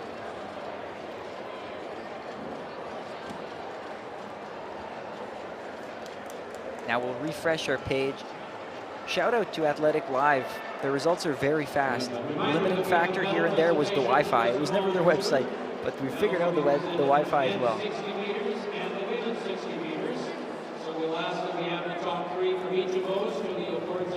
And the final time there for Jolie at 2:17.44. Madison Lawrence close behind there with a 2:18.96. That should be good enough to secure that gold medal position for the pentathlon at these championships.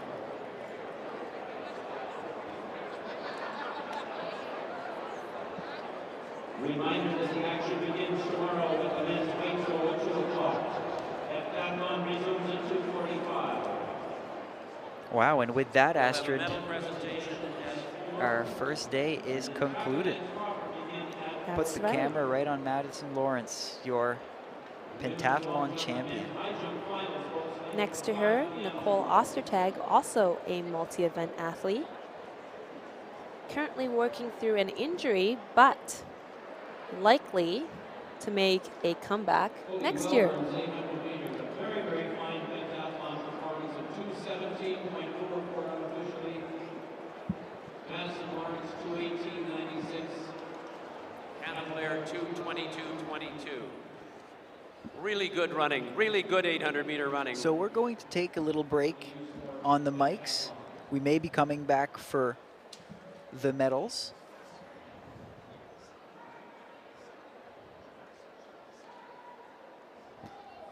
So we're going to say goodbye on the track side. Join us on the field side for the medals in just a few. Correction. Let's stay on the track side of things. My mistake. We're going to say goodbye on the field side, and we're going to have some medals in just a few moments. So stay with us.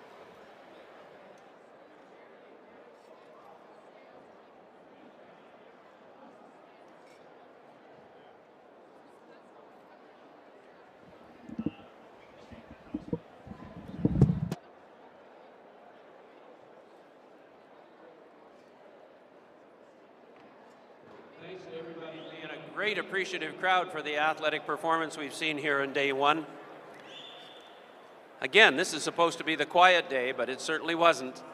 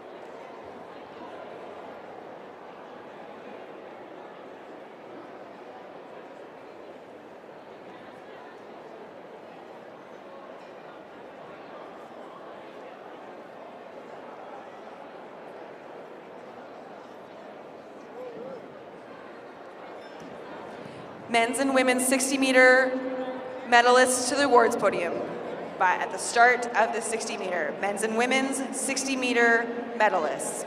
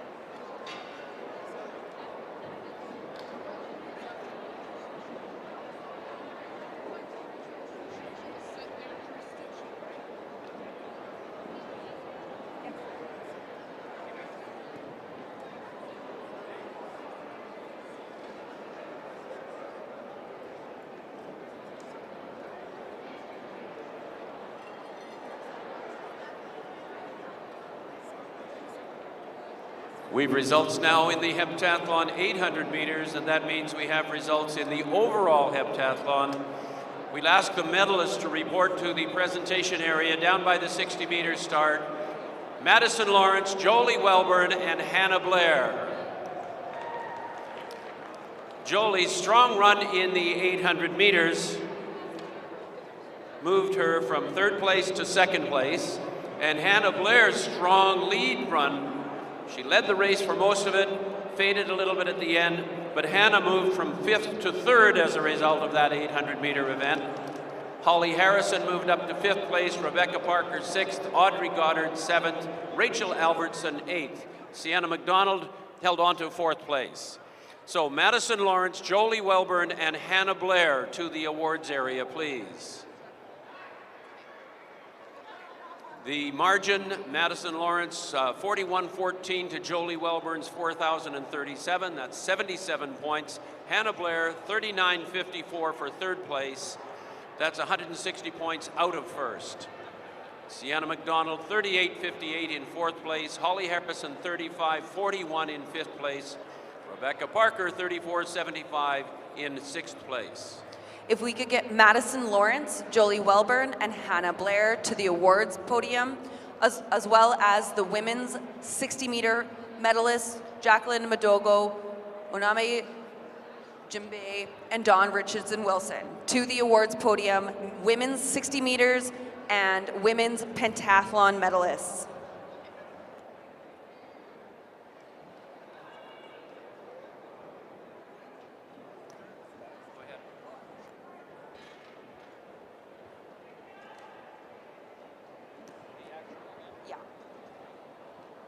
I'll just do the... Okay. Presenting tonight's medals is Kyle Williams of Lakeview Extended School Day Program, a proud partner of this event. We would also like to thank our medal sponsors, Catterall and Wright, Pfefferly Law, Brain Sport, and Cameco. Here are the medal winners in the men's 60 meters. In third place, in a time of 6.71 seconds from the Regina Cougars, Storm Zablocki.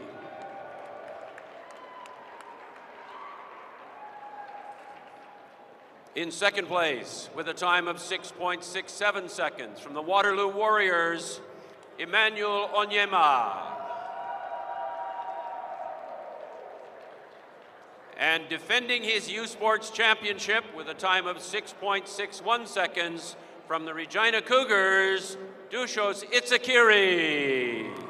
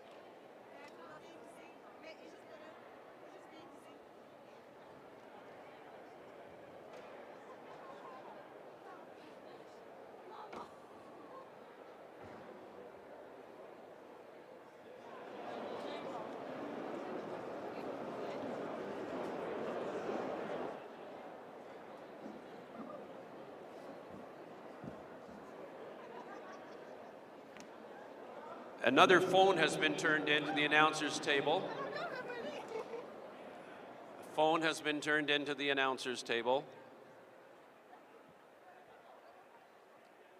And we're waiting on indication that they're ready for medal presentation in the women's 60.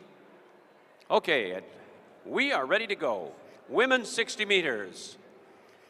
Finishing in third place in a time of 7.42 seconds from the University of Calgary, Dawn Richardson-Wilson.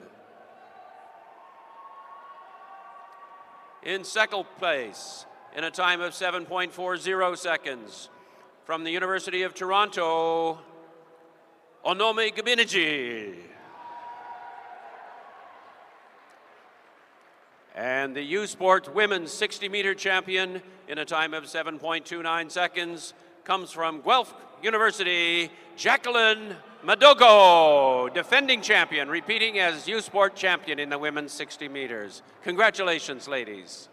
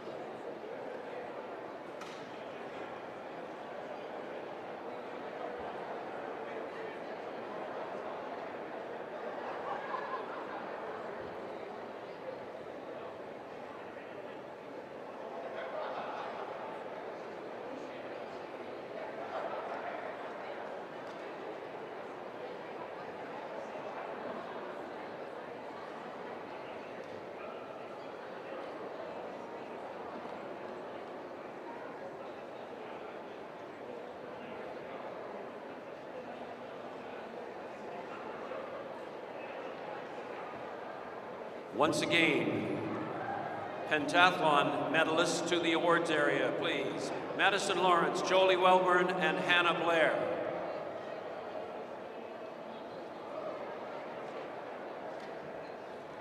Madison Lawrence, Jolie Welburn, and Hannah Blair to the awards area, please.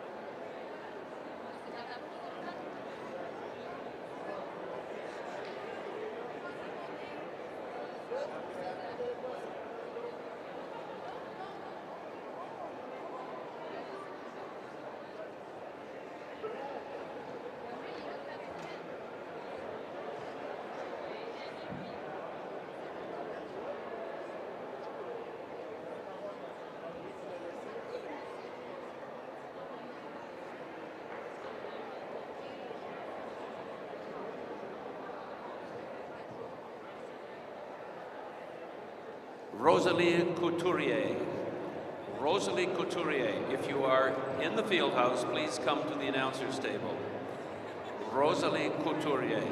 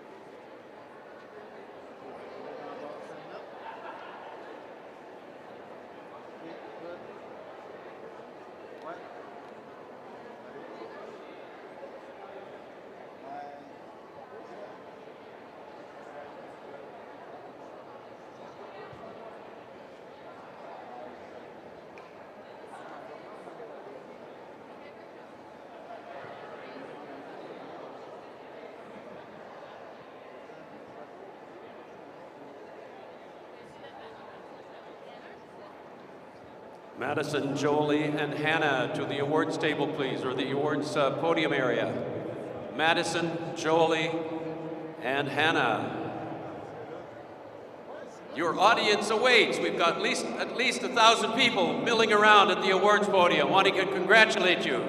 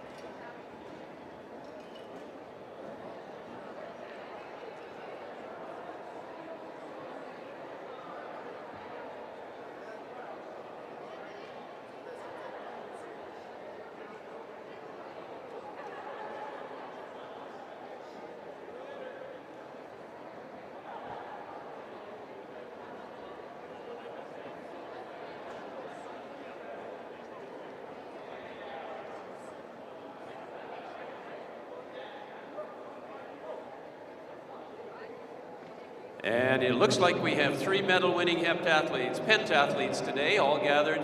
Come on forward, please, ladies.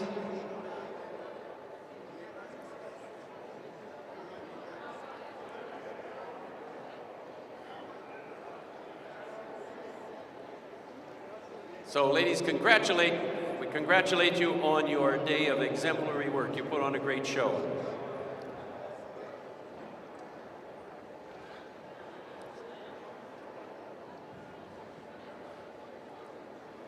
In third place, from the Waterloo Warriors, Hannah Blair.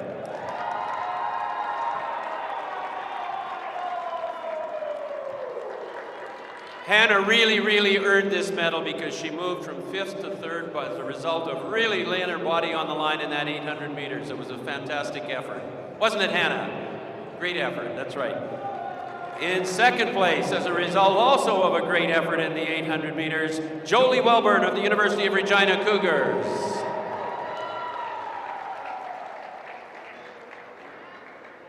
And the U Sports champion after winning the Canada West Championship, Madison Lawrence of the University of Manitoba Bisons.